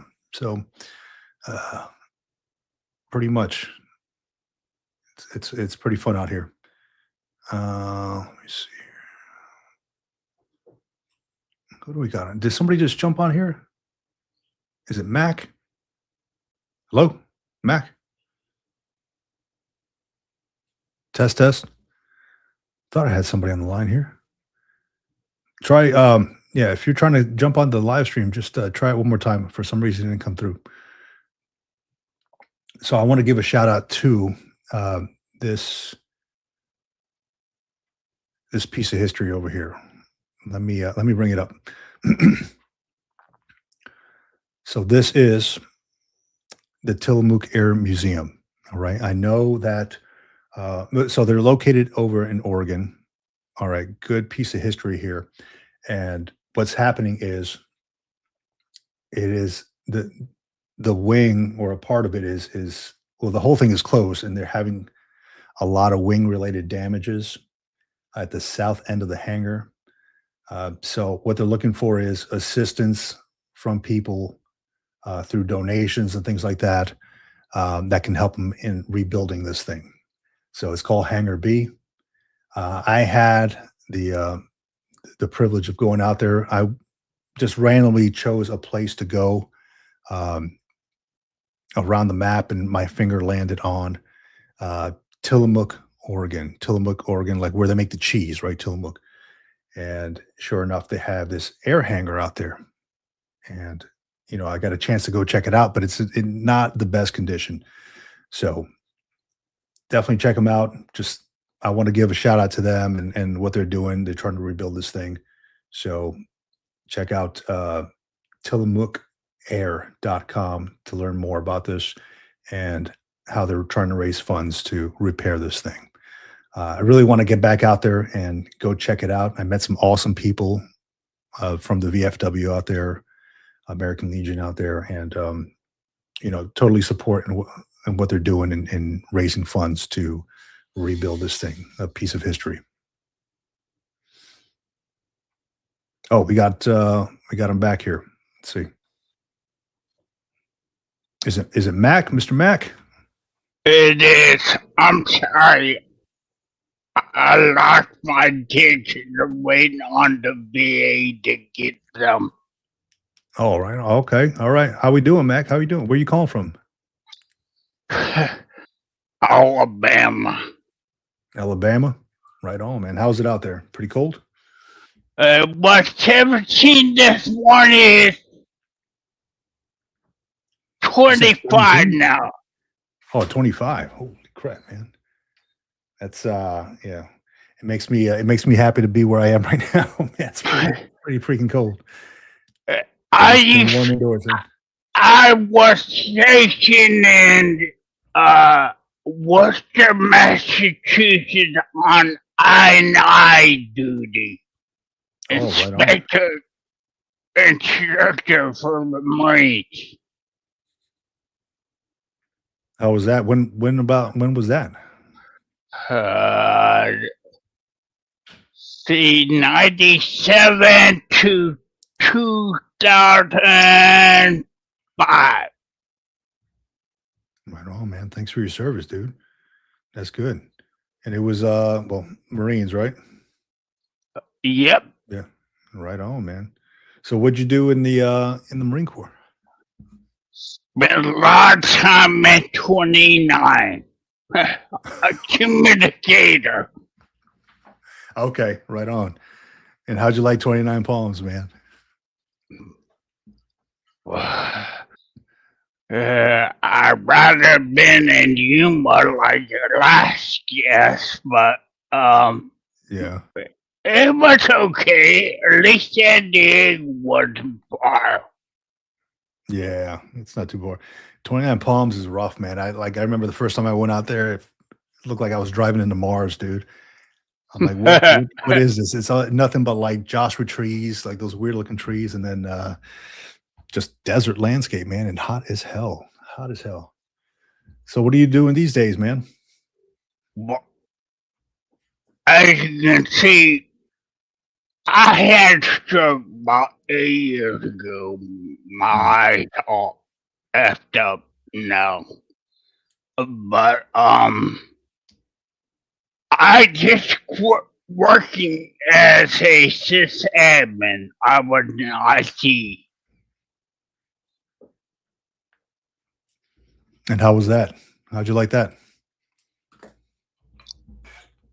I liked it because like I said, I got all my education in the Marines. I made good money getting out. I went from making 30,000 to like 90,000 overnight. Wow. And how many you got cats there in the background, huh? Yeah, see how many cats you got back there? You're a Navy cop by the head off, man. Don't even start this.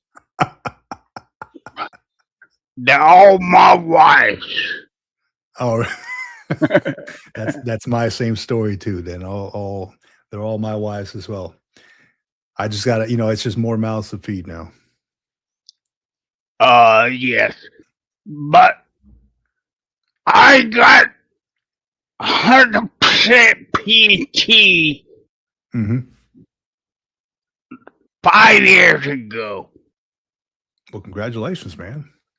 And I wish I was not so stubborn. I'm a military brat, so I heard all the horror stories, but I wish I'd gone to the VA sooner. But I didn't. Yeah. So what? So you just got it? Like you just applied for it and just got it, or were you like at a different rating and then it took you a while to get it? I got it within a year, but it was 5 years ago. Oh, okay. So again, But yeah. I was stubborn beforehand. I had back problems. I had hypertension. Of course, tinnitus, which I guess that's no more. Yeah. I just wish I got it sooner, because it was costing me an arm and a leg, and now I'm on. The Birmingham VA is excellent. I heard a lot of horror stories. By the way, my voice was not always like this. This is because of my stroke. But the VA hospital system has been a godsend to me. That's what I'm trying to. I'm trying to get that out. I hear a lot of horror stories, but I have not seen it yet. Well, I hope you don't see Except it, for man. getting my cancer. I hope you don't encounter those horror stories, man. I want to ask you, Mac, man, what is your best memory of being in the Marine Corps, dude? Become a Marine. Getting that EGA in your hand? No, but here. Oh. There you go. I like that. I like that. So were you in? You said you're in I Western Massachusetts, then 29 Palms. So where else were you stationed while you were out there? Well, while you were in Lagoon, Okinawa, Pendleton. Okie. So yeah, you came in at the right time then, because we were just talking about Okie as well. There you go. Yeah, I was on the whole time you guys were talking about Okinawa. Bring back some memories. Yeah, the banana. Oh man. Yeah, don't incriminate yourself, man. Don't. I'm not worried about it. I was a young Marine. Yeah. No, all good times out there. And Lejeune, huh? Lejeune, how'd you like that? I went from 29 to Lejeune, both in the middle of nowhere. Kind of, yeah. So you were in Lejeune around what time? Because I was recently there, and they built a lot of it up. It used to be like farmland. No, I joined the reserve after night duty and went doing IT in Boston. But after 9/11 got activated and went to Lejeune, it had grown a lot. So I was in Lejeune in 96, and 9/11 was 2001, so about in the 2000 or beginning of 2002. Yeah, I was out there not too long ago. It was gosh, it was probably 2015, maybe 2015. But yeah, it was really built up. I mean, they had a bunch of new homes or houses out there, and they had built a new movie theater out there. So really built up, man. I mean, I talked to somebody who had lived there for most of his life, and he mentioned it was all just farmland down Western Boulevard. The end of it just kind of cut off, and then nothing but like farms. And then all these developers started buying up the land, building it up. And now it's looking like freaking Wilmington down the road. That's another place I love going to. Yeah, Wilmington was great out there, man. You got like the USS North Carolina out there, parked out there. Really nice. Have you been out there? No, I've really been busy here with the vet. I worked from home for about 10 years. I first started with HP, and then they sold to DC, and then they became Gamewell. And now I'm on BA and Ultra Security. I'm 57, by the way. So I'm living off SSDI and 100% PET. It's about 1/10. So really, I make more money now than I hate to say working. Yeah. Have you looked into? I don't know if you might fall under this, but the SMCs. Have you looked into those? I'm SMCK. My voice box. Hmm. Being, I can't say beanie. Okay. Yeah. I forget what they call it. My memory's kind of shot too. Mm-hmm. Were you trachea?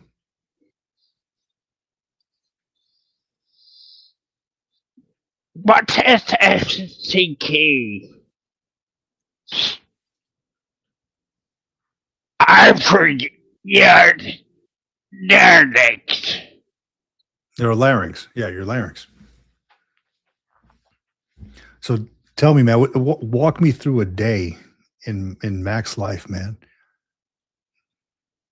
What do you You're do? seeing it right now. So you telling me you watch the Green Logbook all the time? Is what I'm hearing? No, I'm kidding. I'm kidding. So No. Actually, I'm glad I found you.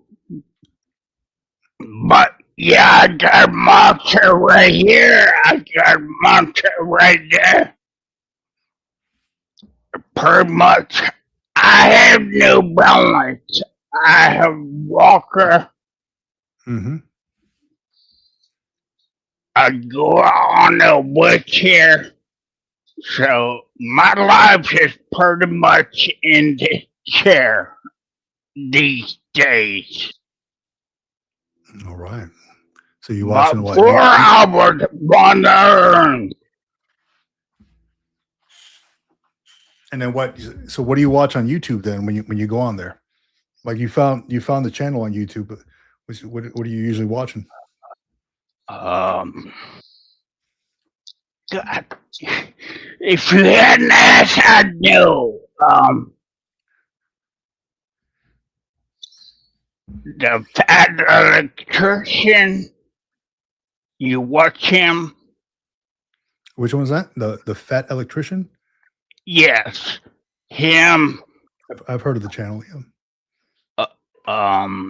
Unsubscribe. You ever watch Unsubscribe? Unsubscribed? No, I haven't seen that one. I'll have to check it out.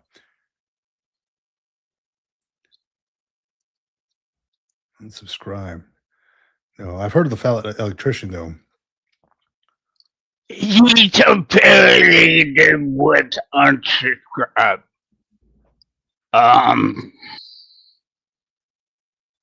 Another Marine. He should be in the Marine Corps. The Army Guard was a veteran service officer. Now he has his own channel. Yeah, what's his name? On.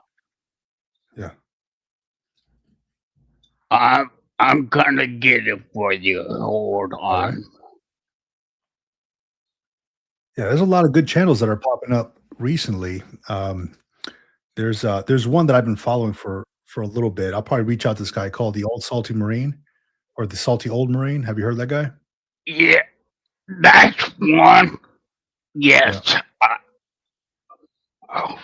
Hold on. Yeah, I'm speaker. Let me put it in my headphones. All right. So I'm scaring everybody in the house then. If I'm on your speakers.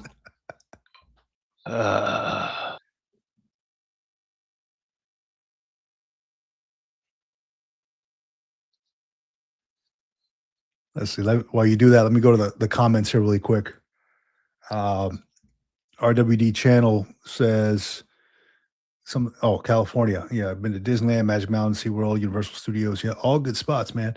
Solvang and Hearst Castle. Solvang is awesome, like a little Dutch town. Hearst Castle, have not been out there yet, so would love to go. Have not been out to Chumash Casino. Is that like one of the like Native American reservation type casinos? I know they got a bunch of them out here.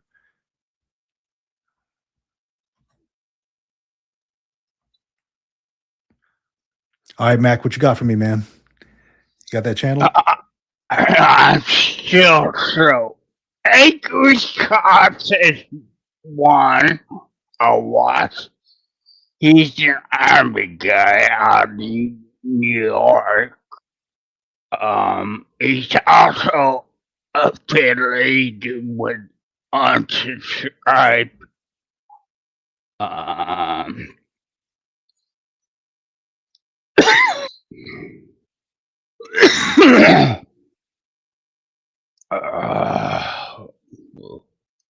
Damn. Veterans Daily and Veterans Info Tab. That's the one Oh, yeah. I would. Yeah. He talks a lot about VA disability stuff. Yes. Yeah. That's I think his name is Jason. Yeah, I know of him. Yeah, I should know that. Yeah, a lot. There's a lot of great information out there. A lot of good new channels, helping a lot of folks, a lot of veterans get like their VA disability up. Go ahead. What you got? I wish we, or at least me, I'm 56. This was not around when I got out. Or I think these camaraderie are so fortunate because they do have access to all this. Yeah. But at least with me, everything was word of mouth. That's how it is. Or how it was, at least. Now you got all these channels popping up that are giving great info out there. Even when I retired in 2023, a lot of these channels were not either, they weren't around, they were just starting out, or I didn't know of them. And sure enough, after I did all this stuff, I mean, I did like the whole BDD process, right? So it was kind of while I was in service, getting out. So I would get my VA claim right after my end of active service date. But man, I wish all this information was around when I was going through it. And even this channel, dude, I did not want to make any videos while I was in uniform, while I was still active duty. For whatever reason, I just didn't want like my junior Marines seeing me on YouTube or whatever. Not that I'd be famous or anything, but it just kind of felt strange, being a leader, being active duty, and putting myself out there on videos.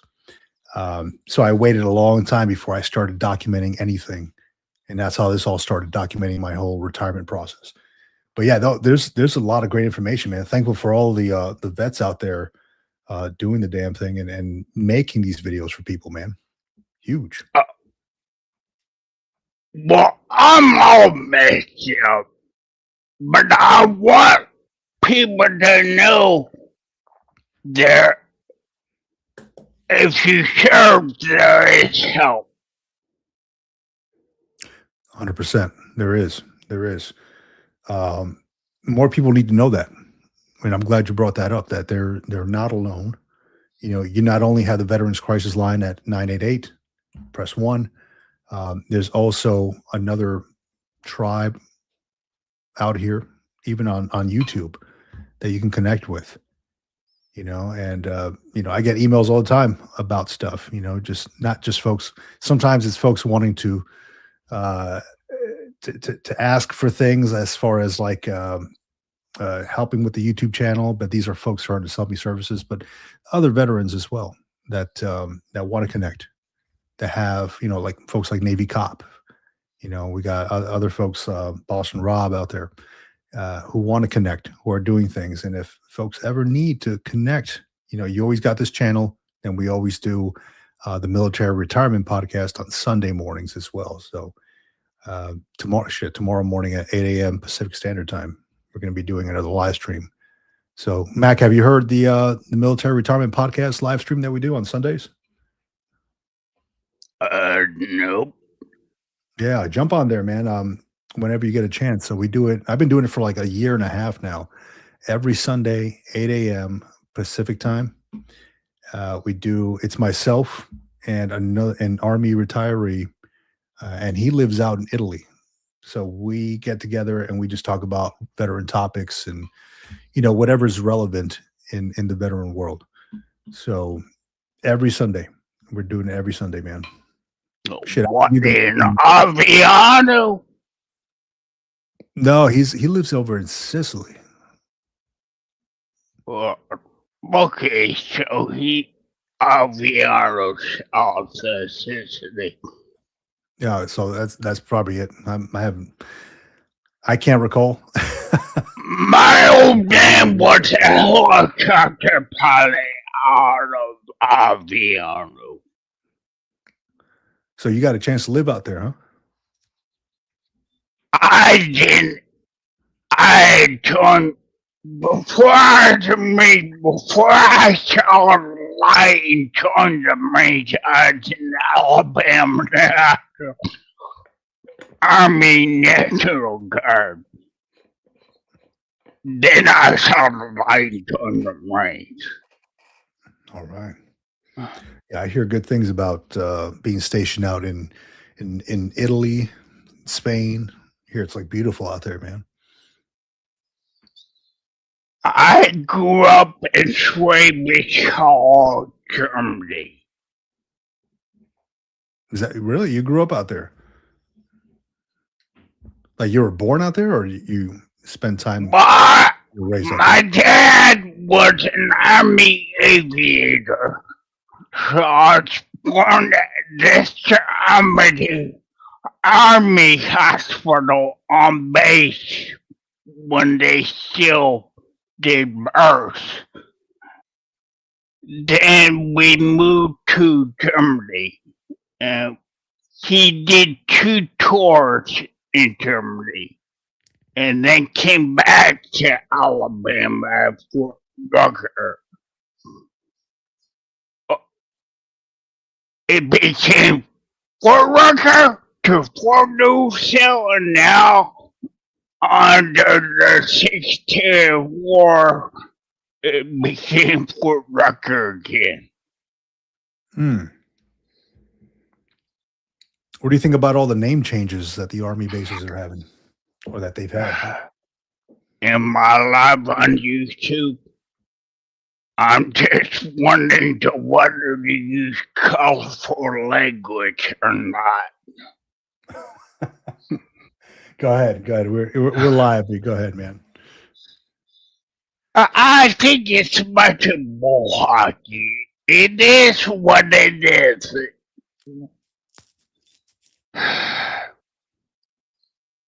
Yeah, no, I hear you. I mean, there's no real. It costs money. It really does to change all that stuff. Exactly. It is what it is. I'm not a racist. I'm not a competitor. I'm not a Yankee. I'm a damn Marine. White, black, Chinese, I don't care. If you're a Marine, you're a Marine. If you're a soldier, you're a soldier. If you're American, you're American. It don't matter creed, race, or color. it doesn't matter to me. Mm-hmm. That's good, man. That's good. So what's the next for Mac? What are you looking to do? Like maybe start your own channel sometime or tell your story?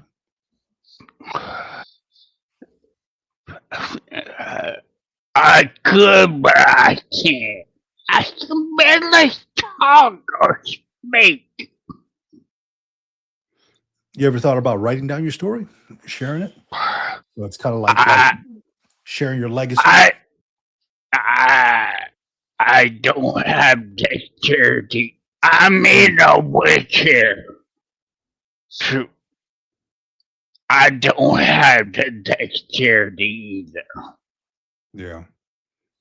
I can't even sign my own name. Well, you know what? I love hearing your story specifically, but I love hearing stories from all veterans, man, because I firmly believe that a lot of us have something to tell. You know, folks may think that they don't want to share their story because maybe they don't think it's worthy, or maybe they don't think they didn't do a lot. Maybe a lot of folks were not combat veterans or whatever. But I firmly believe that everybody should have a chance to share the story, whether written form, whether speaking, um, because that it's a legacy. You know, it's something that you Well, live. You can learn from that. that's why I'm here, because I want people to know, don't be sick in the mud like I was, and go to the V as soon as you can. Because it's all I have seen is excellent. It's a little slow, but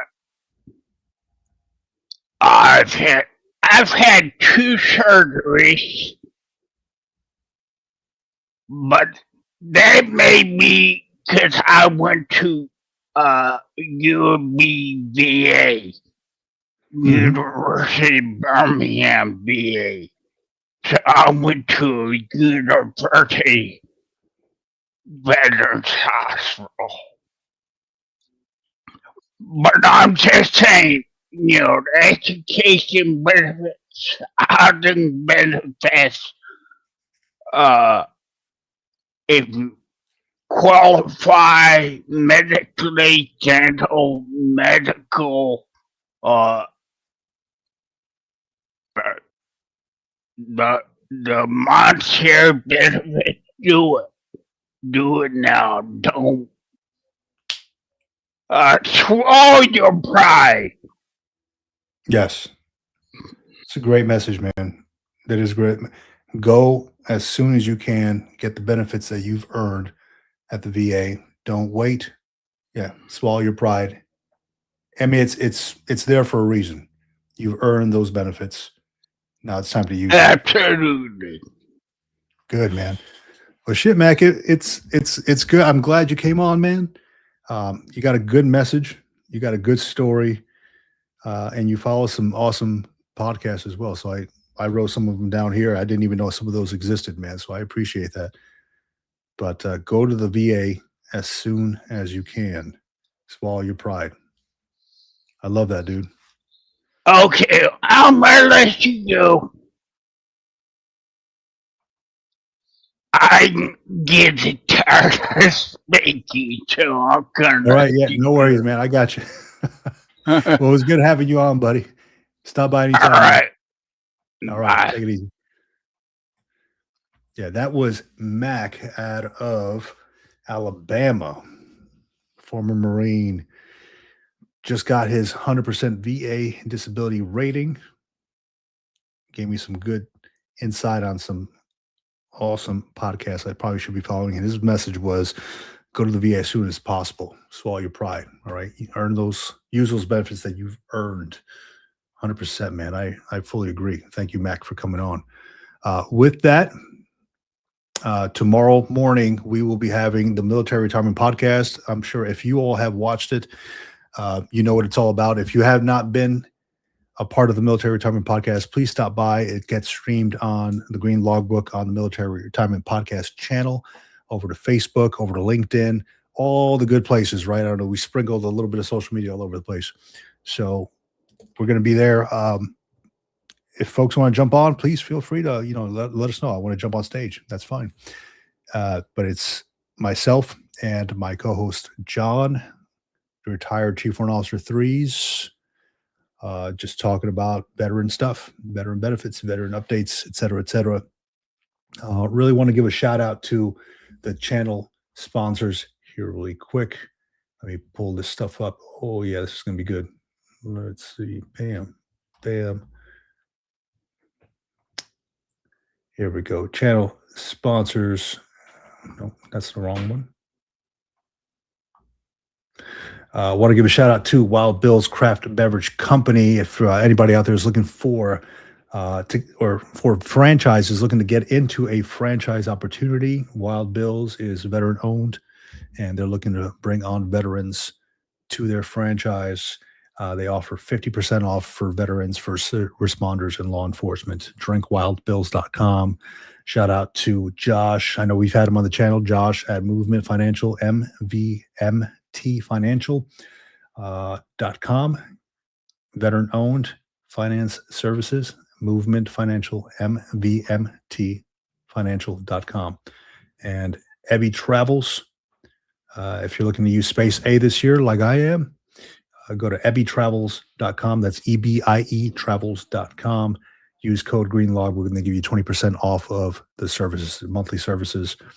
It's 45 days for free anyway if you want to try it out. But this guy built an entire platform for Space A. So awesome. This guy's smarter than I am as far as AI and algorithms and all that stuff. So check him out, ebietravels.com for anything Space A.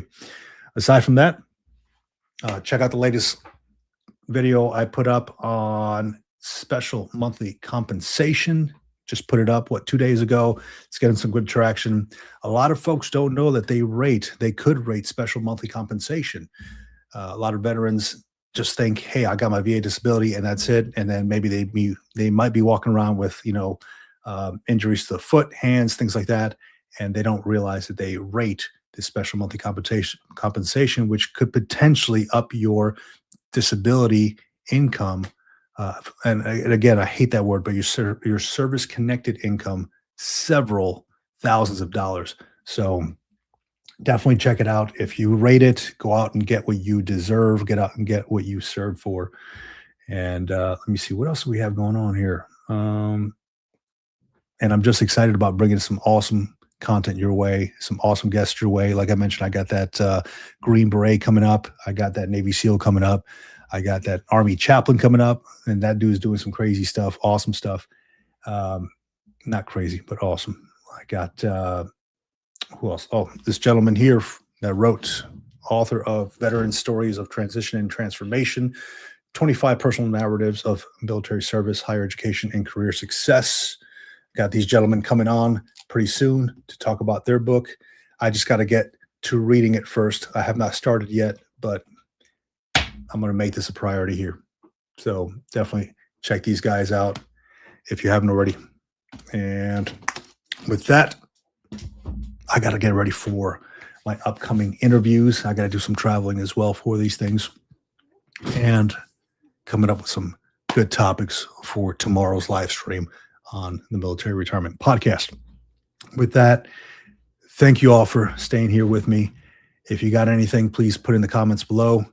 If you know of any other nonprofit or veteran that's doing amazing things that maybe I should connect with, send it over my way, thegreenlogbook@gmail.com. Be happy to hear from you and see what you've got.